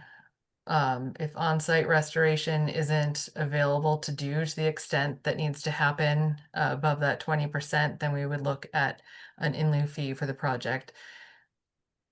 I'll let other commissioners opine on this. Bruce, go ahead. You're muted, Bruce. I'd ask the other commissioners to help me out here, but it feels like there's a circularity to this that I don't fully understand. There's a requirement under state law to remove this contaminated soil, and then somehow doing that is also seen as mitigation. And I just don't, it feels like double dipping to the same, and that's an offhanded way to call it, but it just doesn't feel like the kind of thing we really want as a form of mitigation that really helps somewhere else or in some other way. This thing is already required. But help me, maybe I'm misunderstanding it. Jason? I haven't seen, and there may be something in here, but what plant species are there? Aaron, didn't you say you went hacking through multiflora rows? Yeah, I mean, it's a large site. The wetland itself is pretty large, so I would say there's a variation of vegetation types. There's a forested wetland, and on the west side of the forested wetland, there's what appears to be an old swale that I think was probably at some point a flowing stream, but probably when I think it's Rambling Road that's north of there or west of there went in, it appears that that stream may have been disrupted or filled in and no longer really functions. So that area has gone completely overgrown with bittersweet and Yeah, so I walked the site shrubs. too, Jason. It's pretty heavily invaded, like old orchards often become, with multiflora rose and bittersweet. I mean, it's like jungly in there, but with invasive plants, and definitely buckthorn. So there's understories of some native forbs and ferns, and there's cottonwood trees, and everything is pretty choked with bittersweet. So as ecologically, it's there were a lot of birds breeding there, like some early successional species, and there's some trees there, but it's not a highly native site. Well, I would argue that the perimeter of the site has a lot of invasives, but when you're in the interior of the wetland, it's not as bad. Okay, I didn't get that far. Thanks, Sarah. So this is I'm agree with Bruce in that, like, there's a requirement to remove this soil if anybody ever does any work on these lots, right? And we're asking about mitigation. In the past, we've had mitigation or we've considered mitigation where all of these invasives have been removed. So if we're talking about the perimeter of this wetland being highly populated with invasive species, removing the soil would be also removing those invasive non-native species, which we've counted as mitigation previously. And then if they're going back and planting, they're bringing new soil in, so they're going to have to replant and then potentially do monitoring and control of any potential invasives for a set period of years after the project is completed to make sure that the natives that are planted are populating and not being outcompeted. That in itself is mitigation, right? We've used that as mitigation, yep. Okay, so I see this as something of a benefit in removing the arsenic, lead arsenic contaminated soil, and removing a bunch of non-native invasive, highly invasive species, and then planting native species, bringing new soil in and planting native species. So I think from my standpoint, that is a mitigation. If this project were to move forward, that's mitigation I would like to see. Thanks, Jason. Any other comments from commissioners? I think we would like to give some guidance tonight, and we're going over time on this meeting. So we need to maybe just decide whether or not at the current proposed plan has sufficiently pulled it out of the 50-foot buffer, and if you're willing to consider the waiver given the new numbers. And if anybody needs a reminder on what those impacts are, we can pull up that table again. Alex?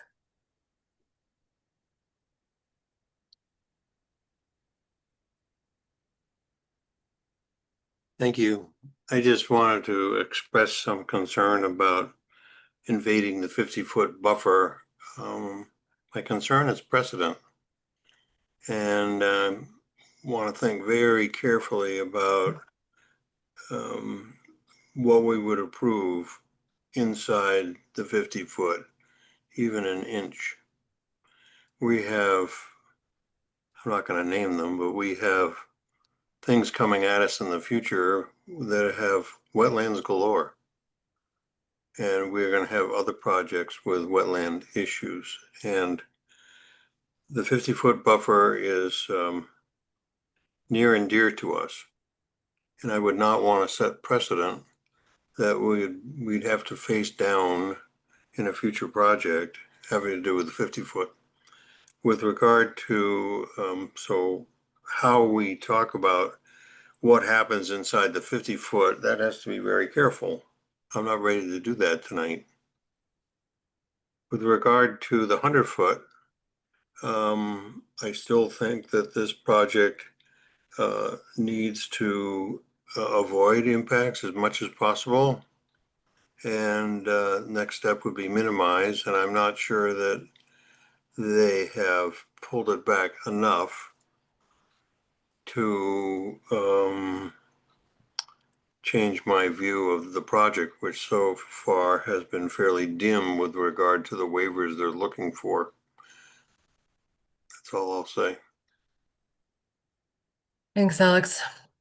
So Kyle and Mark, how about pulling that fully out of the buffer? Is that doable? The 50-foot? Well, I appreciate the feedback. I appreciate the guidance on removing soil and replacing it being temporary. I appreciate the conversation about mitigation and what might or might not be counted. Obviously, the plan that Mark has so quickly put together still is not something that we need a vote on, obviously. It's just a concept to see if we can move this thing out of the buffer. I'm not sure if we're going to be able to get it sufficiently out of there to still allow for circulation to go between Gould and Lannon and to Rambling and to work with the existing site plan. So I think the guidance you've given us tonight is very helpful. I appreciate that. I think what we need to do on our side is probably continue this and come back to you next week after we've been able to fully consider and start to look to see if we can, pull that any further to get the numbers to work better. Thanks, Kyle. And just to piggyback on what Jason said about mitigation, we do and have approved invasive and restoration plans as part of mitigation on this site. If you want to propose something like this, I'd love to see a map and have like a restoration ecologist weigh in on it. I think it would be very, very tricky to draw some kind of hard line about where you're going to stop treating and where you're going to let it be wild, and think that there wouldn't just be sort of regression into an invaded ecology again. So we would also be looking at a long-term maintenance plan to keep it native. But yes, so we would like to see some professional proposals about that kind of mitigation plan. All right, so is there any other questions or comments from commissioners before we continue this meeting tonight? Okay, seeing none, I'm looking for a motion to continue. I move to continue the public hearing for DEP number 0890752 to June 25th, 2025 at 7:40 p.m. A second. Bruce on the motion, Jason on the second, Rachel, Aye. Jason, Aye. Bruce, Aye. Alex, Aye. Andre, Aye. I'm an aye. Okay, thank you, Kyle and Mark. We'll see Thank you for your next time. Appreciate it. Have a good night. Thank you. Bye.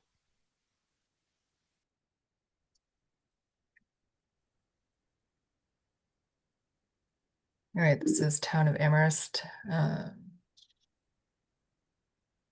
Okay.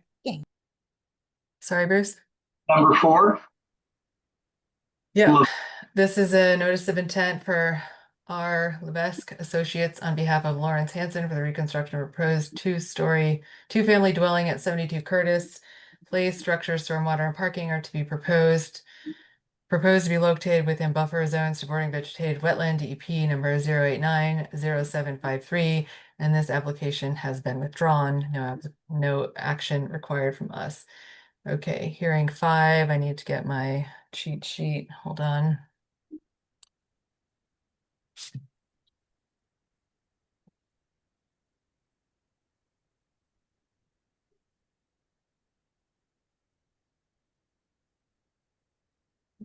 Okay, this hearing is being held as required by the provisions of Chapter 131, Section 40 of the General Laws of the Commonwealth. An act relative to the protection of the wetlands is most recently amended, and Article 3.31, Wetlands Protection under the Town of Amherst General Bylaws. This is a notice of intent for the Town of Amherst for the construction of a roundabout and realignment of an intersection of Amity and University Drive. Proposed work is located in the buffer zone to bordering vegetated wetlands, map 13B, lots 20, 1, 2, and 18. Hi, Beth, welcome. Okay. So we're gonna give it to Aaron for 5 and Beth to 5, public comment, and back to commissioners. Yes, so I did submit some written comments to Beth, primarily around some suggestions to some pretty minor adjustments to the plan, particularly the operation and maintenance plan, just to make sure it's consistent with the submittals that we've gotten from other applicants, suggestions for some buffer zone plantings. And I don't have my memo in front of me, but it is available on the, I sent it to the applicant, it's in the commission's packets, and it's in the public facing packet as well. So I'll yield the rest of my time because I know we've got a long meeting tonight. Thanks, Aaron. Go ahead, Beth. So I'm Beth Wilson. I'm the environmental scientist for the Department of Public Works, and I'm presenting the notice of intent for the Amity Street University Drive roundabout notice of intent. I know I only have 5 minutes, but should I share my presentation? Just kind of fly through it. Yep, go ahead, please. Okay.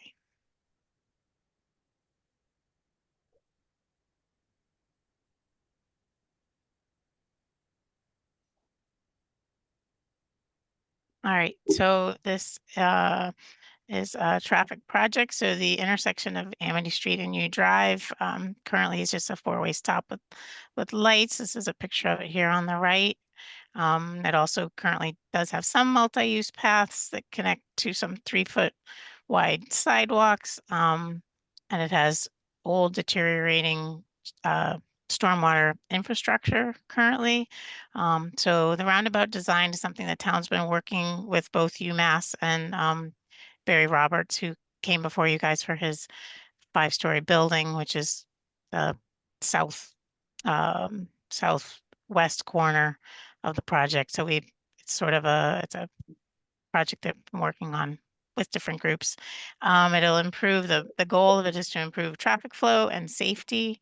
It's a very busy intersection. In addition to the roundabout itself, there'll be additional 10-foot wide multi-use paths on 3 of the corners, ADA accessible ramps, bike lanes with ramps, crosswalks, and improve stormwater infrastructure. For resource areas, they were delineated by our consultant, Fussin O'Neill. There's bank, land underwater, and BVW. This map over here is delineation. The intermittent stream up here where the bank was delineated it comes out of one of the stormwater outfalls. So there's currently 2 stormwater outfalls for this area of these 2 roads, and one is right there, and it sort of creates that intermittent stream. The other outfall actually comes out right where BVWA was delineated. In addition, there's a BVW that borders that little intermittent stream. There's another one up in the northeast corner, and then there's this BVW down by Newmarket Square. There's no proposed impacts to resource areas from this project. There are buffer zone areas that we'll be working in. However, primarily the area that we're going to be working in within both the 100 and the 0 to 50 are already paved. 90% of the buffer zone area that this project works in is already either road or sidewalk, and it's going to remain that way. We are going to be working in 5,334 square feet of the 0 to 50. And I can show you a map of that in a second. This is also being brought forward as a limited project. So the commission has discretion to waive performance standards.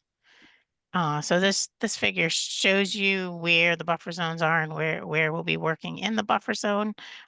So the 0 to 50 is mostly in the southeast corner. It's here, and you can see that almost all of that 50 is already currently sidewalk and road. And then the other area in the 0 to 50 is this trench that we're going to be replacing this drainage line all along here, and we need to trench right here, so we'll be within the 50-foot right there. But this corner is definitely where we're the closest to the wetland. However, you can see where we put erosion control, which is this line here. We pretty much hugged the current sidewalk as much as we could. And then for stormwater improvements,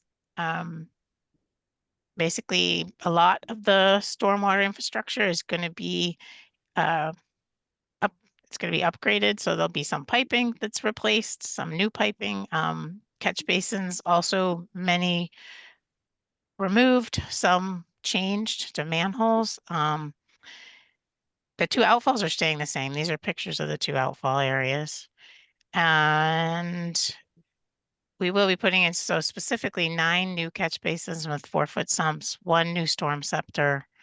The project does increase impervious by 7,540 square feet. However, the new stormwater infrastructure is replacing old infrastructure. None of the existing catch basins have any treatment at all. They don't have sumps. So in the end, the storage capacity of the new infrastructure for storms is going to increase greatly, which will allow decreases in flow rates overall during storm events. Darn. Can you wrap it up in a minute, Beth? Yep. Yep, sure. We're meeting the stormwater management standards. We're adding treatment in addition with the storm scepter and the deep sump catch basins. We requested actually a waiver to not have to do a full stormwater report. This is just, we don't have to look too closely at this, but what Aaron asked for with O&M, this sheet will actually help a lot with that. This is just a sheet showing all the new catch basins and all the new stormwater changes. Resource area protection, we will have erosion control, silt fence, compost filter tubes, silt sacks, staging areas, construction entrances, all of that. In terms of a water control plan, the contractor is going to provide that prior to construction, and will provide copies for review and comment by Concom, DEP, and the town. And then one of Aaron's questions was about inspections, and we plan to have the contractor do daily inspections and after rain events and provide written reports to the commission, however the commission would like those provided and at whatever schedule they would like. Great, thanks, I think Beth. that's it. Yep. I'm gonna take public comment. If there's any public comment, please raise your hand. Okay, seeing none. Commissioner, questions or comments on this one? Rachel. Oh, and also first, sorry, thank you, Bruce, for leading the site visit in Aaron's stead. Rachel, go ahead. Yeah, no, thank you. I am curious about the increase in impervious surface and just how, what those numbers are and what it looks like in terms of balancing pre and post flows. I'm worried about downstream impacts to, neighbors and abutters with the increase in runoff. And we've heard anecdotally, in this format from other people, the Atkins Corner roundabout and how that has increased flows in people's properties. So, curious if the other commissioners are concerned about that also. Thanks, Rachel. Should Bruce. I answer or wait to see what commissioners say? Well, Bruce was there, so I'll just let Okay. him go and then maybe you can. Okay. It did on site, and Alex can give his view. It didn't seem problematic because a significant amount of the water is going into the swale that goes by the Roberts project and then goes directly into Hadley. And there's a huge wetland on the other side of the town line. And so, and then the other one that Beth showed on the north west corner is quite far away. And when we were there was some nice little stream coming out. I believe it was a box culvert that seemed to be doing its job quite well. And so I don't know the answer to the question of increases, but it seemed to be that it would handle things reasonably well. But it was an impression. Thanks, Bruce. Rachel, you're muted. Also, I'm not seeing topography or topo on the proposed plans to know which way things are graded or flowing. So that would be helpful to see. Yeah, I think the old topo is probably like this. There may be old topo lines on there, but the new sort of the new design of the plans, I'm not sure had topo lines on them. But if you look really closely at the plans, it certainly has where all the new catch basins are going to go. So in terms of impervious, so so much of the site is impervious right now. The amount we're adding is about 17% of what's there. So it'd be an addition of about 17%. And I guess as I mentioned before, the improvement of the infrastructure and its ability to store water during a storm and then slowly release it over time compared to what's there right now is really, I don't have the numbers, but just based on the fact that that's 9 new catch basins going in with 4-foot sumps and some larger diameter piping going in too, the idea really is to actually increase on-site storage to slow flows. So we're looking for actual improvement. I don't think it's going to get worse. I think things are going to improve in terms of rates of discharge during storm events, and then the treatment too, obviously. But one of Aaron's comments was that we provide a signed stamped statement from our engineer who designed this. So Fuss and O'Neill is our consultant, that basically is saying that what we're proposing will improve treatment and not allow an increase in the post-development flows. Sorry. And we can definitely do that. I'll talk to Fuss and O'Neill and see if we can get the engineer to provide like a signed statement saying that kind of thing. We just, it's a town project, and the idea of paying for a full stormwater report with all the calculations and everything, it's a whole nother thing to add on. So yeah, I like the idea of a signed statement. That works for me. Yeah, thanks, Beth. That would be good in lieu of. Erin? Yeah, I just had a question and one comment. So the question was, in the existing project area footprint, how many structures, stormwater structures, catch basins specifically, are located within that footprint currently? So we have a sense of existing infrastructure versus proposed infrastructure, that there's going to be an increase in numbers. And then the other comment I just wanted to state was that I mentioned the monitoring reports, Beth, and the commission doesn't actually allow the contractors to monitor themselves. We've had a number of cases where contractors were sending us photos saying everything looked fine on the site and everything was great, and went out there and looked at it, and the case was very different from the reality that the contractor was sharing with us. So for that reason, the commission has required a third party to do the monitoring, which, would be fine if it was DPW or, Fuss and O'Neill if they're out there doing inspections, but we just need to make sure it's a third party. Okay. Oh, that's understandable. And that also is fine. And I'm fine also putting together, Aaron had asked for sort of a separate O&M document, and we can create that from kind of what we provided in the NOI and then the examples that Aaron sent, where we would actually create a log for how to do O&M for all the different catch basins. But yeah, for monitoring, for construction site monitoring, DPW will be out there anyway. So we can come up with a plan for that, for like weekly inspections, and then however you guys would like that reported to you, we can do that too. Yeah. Okay. Bruce? So what was Aaron asked about the current Tabulation, yeah. versus the new one, not the big picture, not the square footage, the square area, but the actual infrastructural pieces. Just comparison. Right. And I actually haven't gone into the plans to look at the total number of existing catch basins and manholes.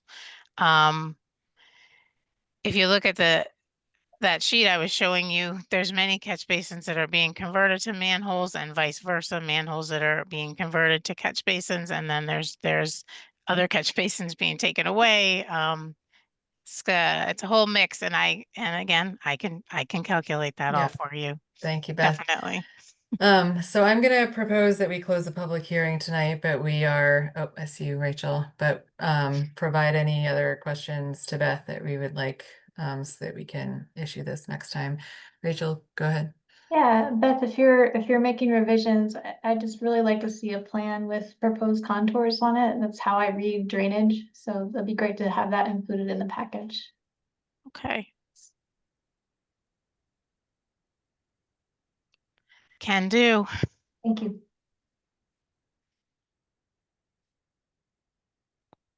I think it's for Aaron's comments. I don't know if we want to I think we're going to continue. Yeah. and we'll have the bulk of it or the rest of it, the remaining of it discussed next time. But so commissioners, if you don't have any more questions or comments for Beth at this time, Aaron, looks like you have two motions proposed to continue or close. So Right. Based on where the commission's feeling they're at with this, like if you want to see, you know, the revised materials before you issue, or if you're comfortable closing and having revised materials in hand for the next meeting so that we can issue. Alex, you're muted. I'd like to see if we can't wrap this up in some way. Tonight, we have put a lot of things on the agenda for June 25.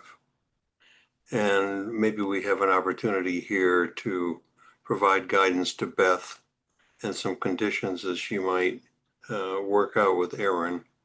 And based on that, we could approve moving forward, just to keep something that isn't very controversial off the agenda for the 25th. Hence, Yeah, well, I think Rachel expressed wanting to see a revised site plan, so I'm not sure we're ready to close the hearing, but we could entirely and issue an order of conditions, but we could close the public hearing and then move this forward more quickly next time. Andre?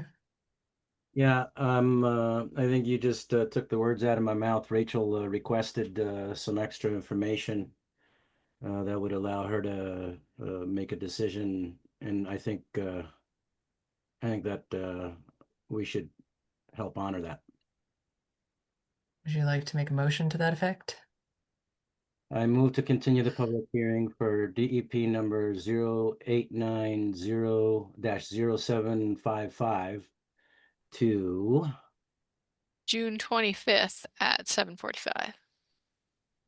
June 25th at 7:45. Alex? Sounds good. yeah, I just want to clarify. I think I'm misunderstood. I didn't mean to not respect Rachel's comment. I thought maybe, and it's done now, but I thought maybe we could put her condition in there. I don't, in thinking about it, I don't know how we could get it to her for independently. We can't do that, but it didn't. I understand what Andre said. I just want to be clear that I didn't purposely try to ignore Rachel. Okay, thanks. Understood, Alex. Thank you for the clarification. Okay, we have a motion on the floor. Do I have a second? A second.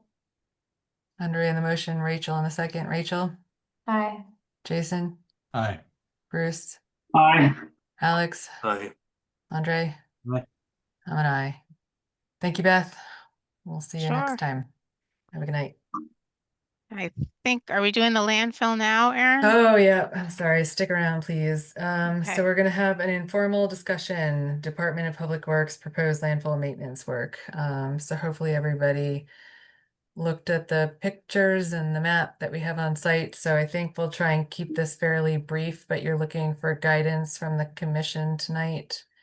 Yeah, I'll just, I am. Aaron, yeah, Aaron, do you want to just present the materials that were included in our packet or give us a minute update on it?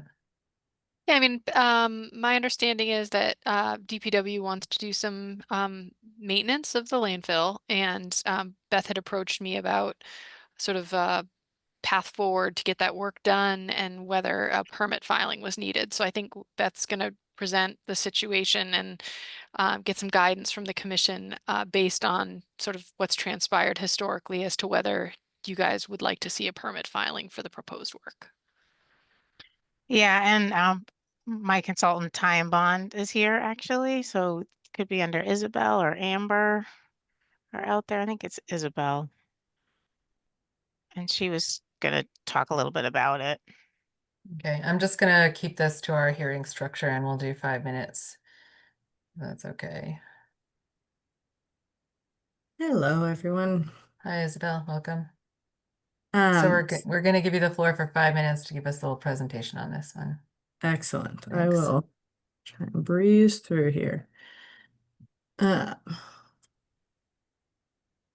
right. Can you all see my screen? No. Oh, there we go. Yep.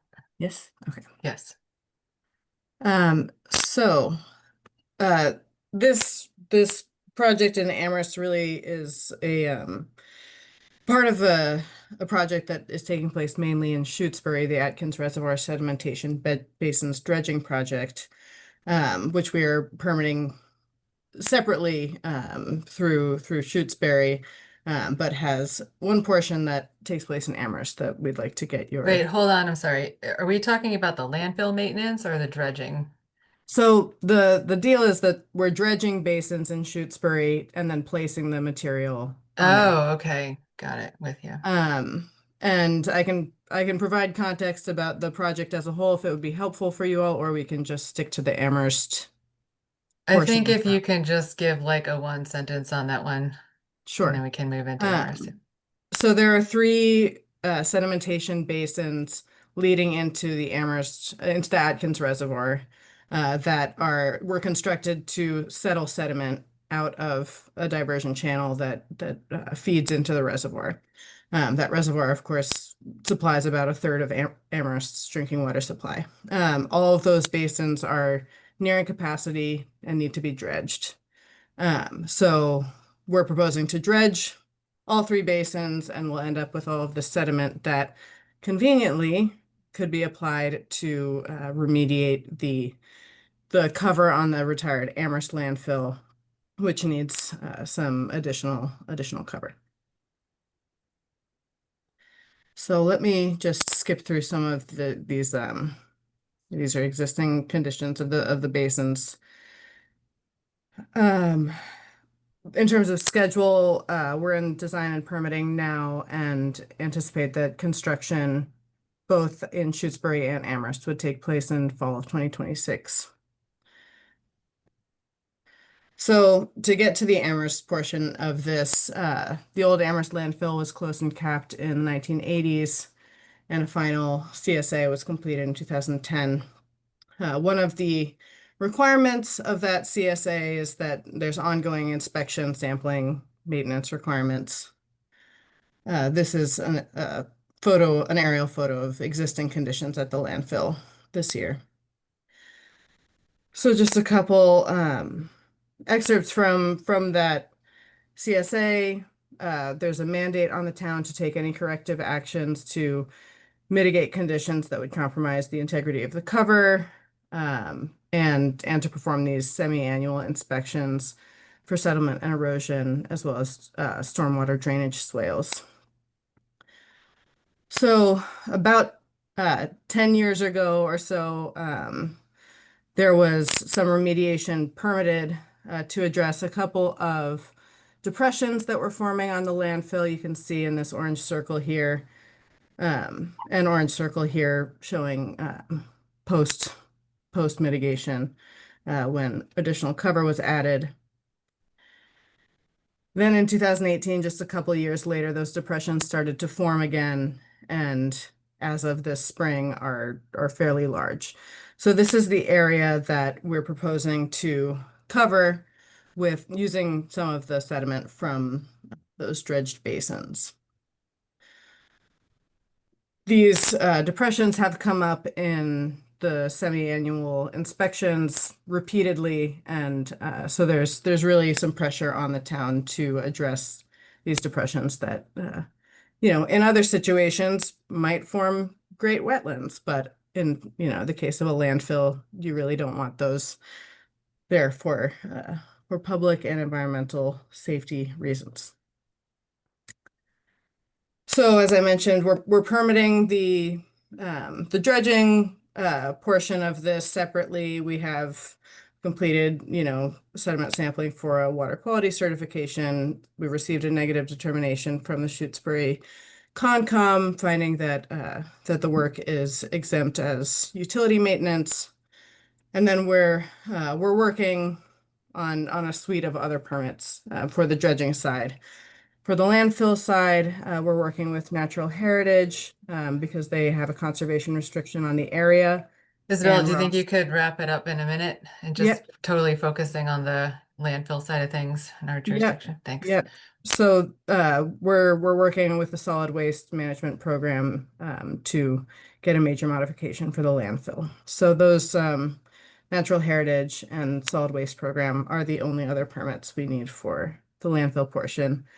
And our question for the commission is whether you all will require a filing to fill those depressional areas that have been forming. Thanks, Isabella. So I understand that there was or this came to the commission previously and they decided it was not jurisdictional, and that was in 2017. So there's no RDA on this, and there's hasn't been any kind of wetland delineation.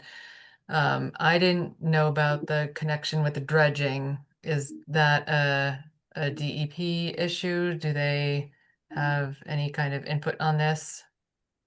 We're coordinating them. That's the solid waste Okay, permit. got it. Okay, and how much dirt and fill do you expect? Great question. Amber, I bet has It's that number. 2,000. It's about 2,000 cubic yards. Okay. Okay, so commissioners, I guess, and if there's any public comment on this, raise your hand and I'll keep an eye on the room. We need to decide if we are okay with just approving this as is. And maybe it would help, Erin, if you could pull up a picture of the depression. Or if we want to do an RDA and go ahead with a permit application. Okay, Andre? Curious, Michelle,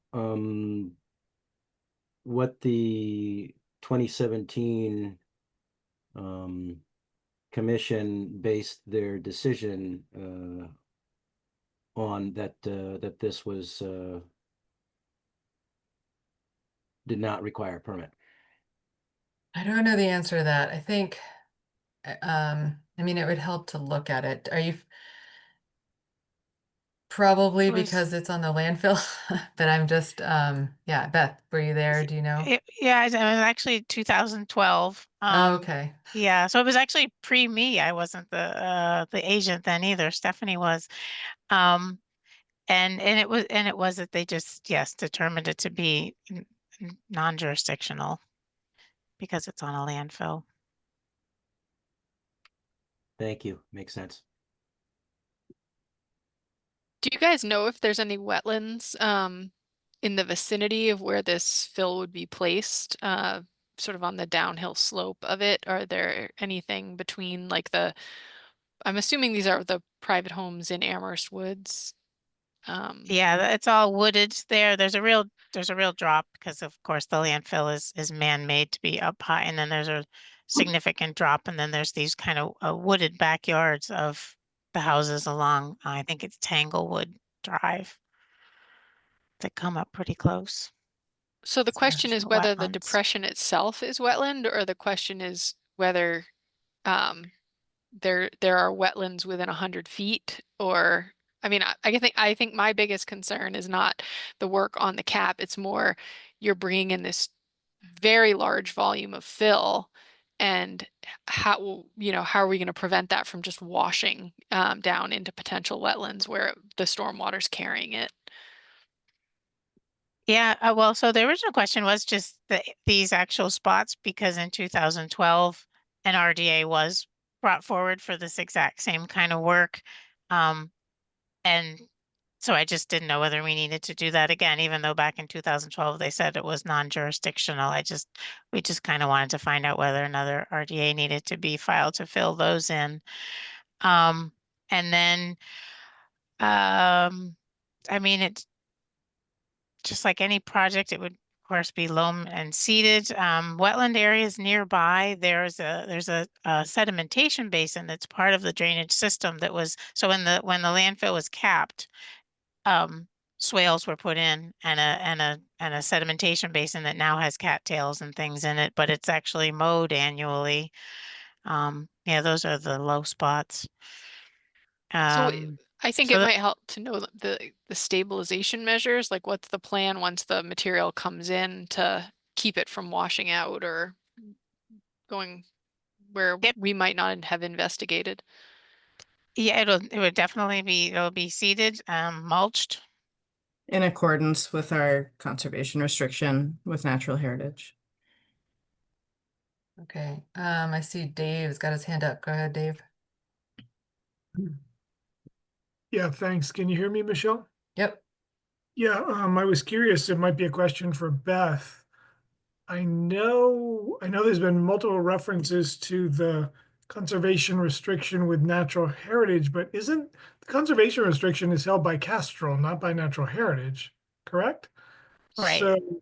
So uh, I haven't looked at that in a long time, Beth, but I assume it allows for maintenance of the cap, et cetera. And I guess my other question was time of year. There would, because of the grasshopper sparrow, the possibility of nesting grasshopper sparrows, what time of year would you be doing the work? And that kind of corresponds to seeding and getting grass to grow up there. So I was curious about time of year for the construction. Yeah, I think so we don't have the funding yet for construction or any of that. We're still going through the permitting process. So, but I'm pretty sure the schedule we would abide by all requirements of the conservation restriction. So I'm assuming we would be wanting to do it in the end of the summer, early fall is always the optimal time, I feel like. Mhm. Sounds good. And you would be alerting Kestrel to this work sometime soon, just to give them a Yeah. heads up.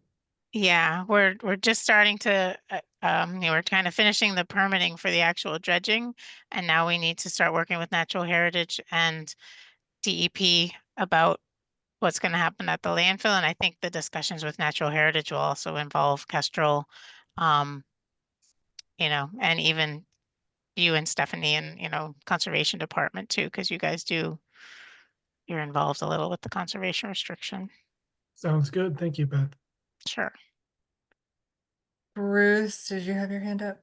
Okay. Yeah, I guess I vaguely remember that conservation restriction, and I don't remember what kind of restrictions it had for maintenance work, but if it doesn't have a restriction for time of maintenance, I just want to use the commission to maybe put some boundaries around that. So if grasshopper sparrows and bobolinks and whatever else is out there aren't disturbed. We're also Okay. permitting directly with Natural Heritage and submitting a project review checklist. Okay, great. Soon, so they'll apply any additional time of year restrictions. Okay, perfect.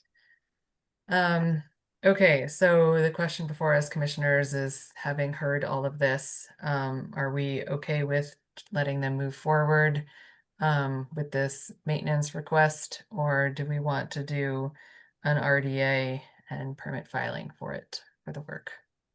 Show of hands, move forward without permit filing. Yeah, I'm an aye. Okay, that was good. All right, so there's your answer. It seems like there's other sufficient oversight with this. But obviously, if erosion controls are more than anticipated, we would, expect that to be taken care of. Okay, all right, thank you for the presentation and joining. Good night. Thank you so much. Have a good night. Okay. Our last topic is hunting. It is 9:30.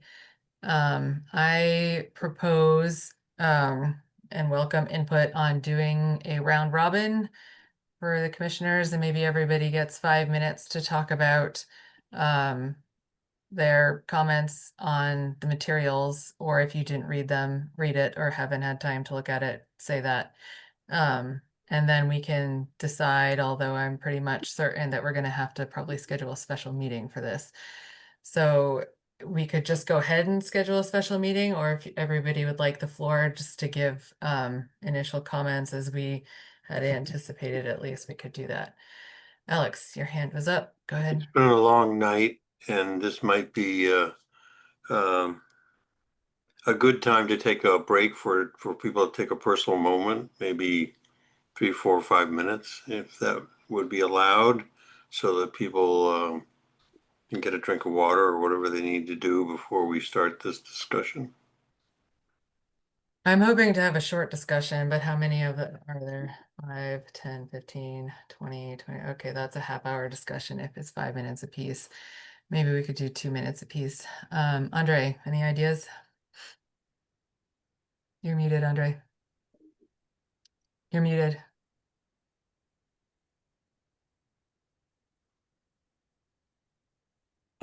Thanks. I think there's a lot here to discuss at this point, and it's 9:27 right now. I don't have energy. Okay. This is I think that your idea of having a meeting specific to this topic, I think, is a good idea. You know, 2 minutes isn't going to be enough to, you know, for one person to, for one of our, for any one of us to provide a whole lot of input. And I have a lot to say. Okay. Yeah, and June 25th is looking to be pretty big meeting too. So I think this is best handled with a special meeting. Yeah, That's your plan? Was that your plan? I think we're getting there, Andre. Also, you know, the public has an interest in this too, and they, you know, to have folks wait until this time, I think, you know, this is again in support of having a meeting a little earlier during the day where folks who are interested and want to provide input from the public would do so. Yeah. And then at some point, I do have a couple points to make as well. I mean, this. I'll continue if unless you feel that somebody else should talk. But this document, it's not even available to the public. People can't see this to comment on. I thought it was posted in the public packet. No? It is in our packet, our public facing packet for the Concom on our It is. Concom webpage. Okay. They'll strike that then. The next, and this is this doesn't affect timing or anything, but that document is a final draft. It's got a watermark that says draft across it, but that's something that that should be a final draft from the subcommittee. Yeah, can I speak to Yeah, that? go ahead, Alex. There were actually a typo or two in the draft, and I corrected that. I know I corrected the typo or the word because I put in instead of popular species, I put in population species. I think I corrected that in what I sent to Erin, and I think what she posted is an earlier Well, draft. also to the watermark though, that was an intentional thing that we had discussed during the meeting because Yeah. we wanted it to be clear in the public packet that it wasn't a final document to be voted on, but it was a draft for consideration. So that had intention, right, Alex?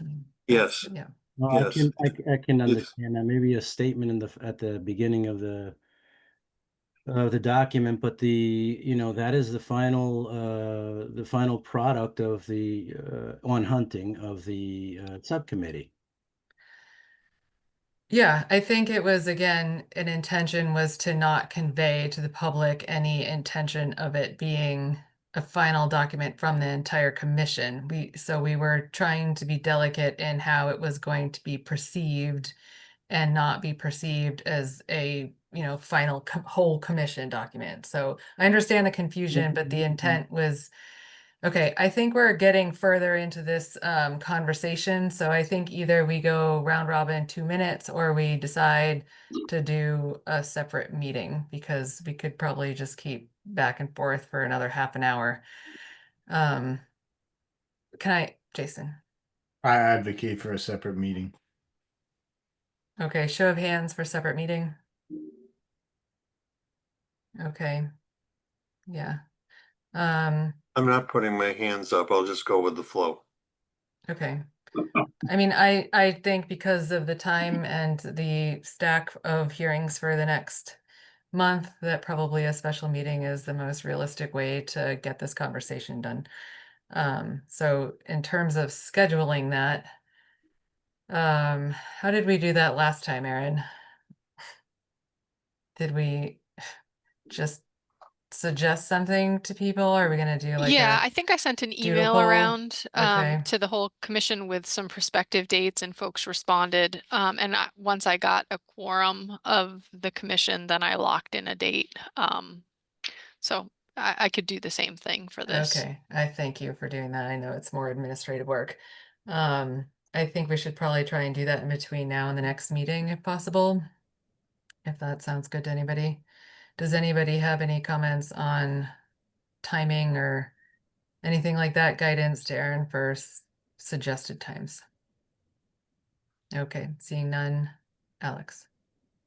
I wasn't, I think what I heard Erin say was she was going to propose some dates. And there are, I'll just talk to Erin because there's some days that in the week that just aren't good for me and just Yeah, okay. away from them. But if we could just get clarity on draft watermark, we can take that out or we can leave it in so long as there's common understanding amongst us of what that means. Leaving the draft in or taking it out, we can fix that, whatever the preference is. Okay, does anybody have a preference on that? But I agree with Michelle on why it's in there, but if it's bothering people, we can take it out. But I think that's something the commission needs to say. I'll just put out a light suggestion in that I wouldn't, I'm not, it's kind of, it's technicalities at this point, but I think that you know, you can take care of the question of whether it's a final product from the commission by just having an explanation at the title or at the top of the document that says this is you know, this is something put out by the subcommittee for review by the full commission and not a final commission policy. Well, it already, excuse me for not raising my hand, but in the first paragraph or so, it says this document does not make any recommendations. So you're just asking for it to say this is a product of the subcommittee to be put forward to the commission for discussion or something like that, just to be clear what it is. Well, that's a suggestion that would alleviate the worry of having put in the watermark. In other words, the watermark's there so that so that nobody gets confused. But if there's a state, you know, what I said, if there's a statement at the beginning of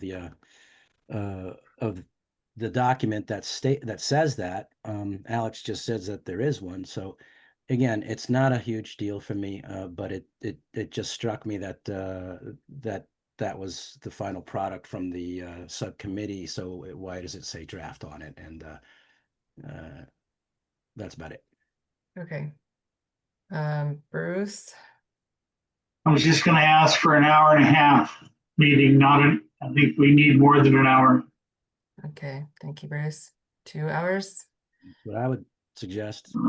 Or if we don't finish, we go for more at some other point. Okay. Dave? Yeah, just a reminder that next week is a short week. The 19th is a holiday. So staff do not work on Juneteenth, which is a week from tomorrow. So squeezing it in between tonight and 2 weeks from Wednesday, you know, we'll just have to look creatively, and Erin can Sure. propose sometimes. Well, we can, let's try for the next 3 or 4 weeks then, between now and then. Rachel, did you have something? I was wondering if a Wednesday night at the same time would be an easy time to schedule, or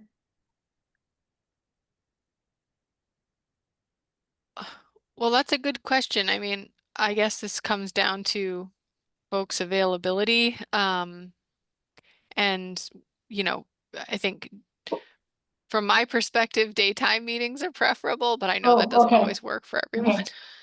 Well, yeah, I mean, maybe throw one in there, and if it's the only thing we can fit in, then that's it. Jason? Yeah, I was just gonna ask, how do you want us to discuss availability? Because we have a trip coming up, so. Yeah, like a week you're gonna be gone, or I mean, Yeah, okay, so if I just say like we're I'm not gonna gonna be here for the 26th meeting. I'll be gone the 25th through the 2nd. okay, well, I think if we're looking for the next month, then that'll account for everybody's interim availabilities, hopefully. Yeah, and we might not be able to have a meeting between this meeting and our next meeting, Yeah, just I think we've already kicked that can out. yeah, Okay, there's way that's too fine. much That's with a fine. short week next week, yeah. Alex? Yeah, if this is gonna get kicked down the road, I'm gonna come back to what the commission voted on a couple of sessions ago, and that is to find time to updating the regulations. So as I know you want to get this taken care of before we handle that, but as you kick this down the road, you kick that down the road. And we have, this has been trying to happen for over a year, and it finally came to a commission vote. And I would appreciate it if you would honor that and schedule at least 20 minutes or something so we could get going on it, if for no other reason, to talk about what process we might follow. So I bring up the need to amend our regs, which is not going to be a big deal, and not put it behind the hunting discussion, just schedule it separately. Okay. Aaron, do you think we could make a block of 15 minutes and try and put that in the next meeting? For the regulation discussion? Yeah, so To begin it, we're not yeah. gonna. So we had talked about the procedure for doing it, and Yeah. not a discussion of it necessarily. Yeah, I Just- think that's fine. I just to let folks know, we have 6 hearings on the next agenda, Yeah. and we have 2 additional big projects that are going to be coming on the next agenda. So, you know, we're going to be in the same predicament as we are now, but I'm happy to set aside whatever you want on the agenda. Well, I'm for gonna that. suggest a 15-minute block max, and we'll try and move that into the next meeting, and if we can't, then the 26th or whatever the next one is. Yeah. Please put it high in the agenda. Yeah, sure. Well, when you say high on the agenda, you want to have this discussion before the hearings? Yeah. I mean, we could combine my chair report and what used to be sort of the land use subcommittee, and you know, I think 10 to 15 minutes, we could at least just have a good planned discussion about framework. Okay. That's doable. Bruce. I agree with Michelle. I agree with Alex, and I laud our new use of the little timer, because that's going to help us when we have 6 hearings in one night. Yeah, we just got to get people to stop talking when the. It does give you something to work with. Yes, I agree. Thank you again, Aaron. Okay, so we are all in agreement. This is going to be a special session, 1.5 to 2 hours, or 1.5, maybe with another one. Andre, are you okay with leaving the presentation of the draft as is, or what? I mean, so to me, this is like Alex has to update it and then maybe give it to Aaron, and Aaron has to repost it. So I'm just trying to be mindful of the administrative work. But if you feel strongly about it, maybe we could just have some clear direction and understanding about what that draft is going to say and not say.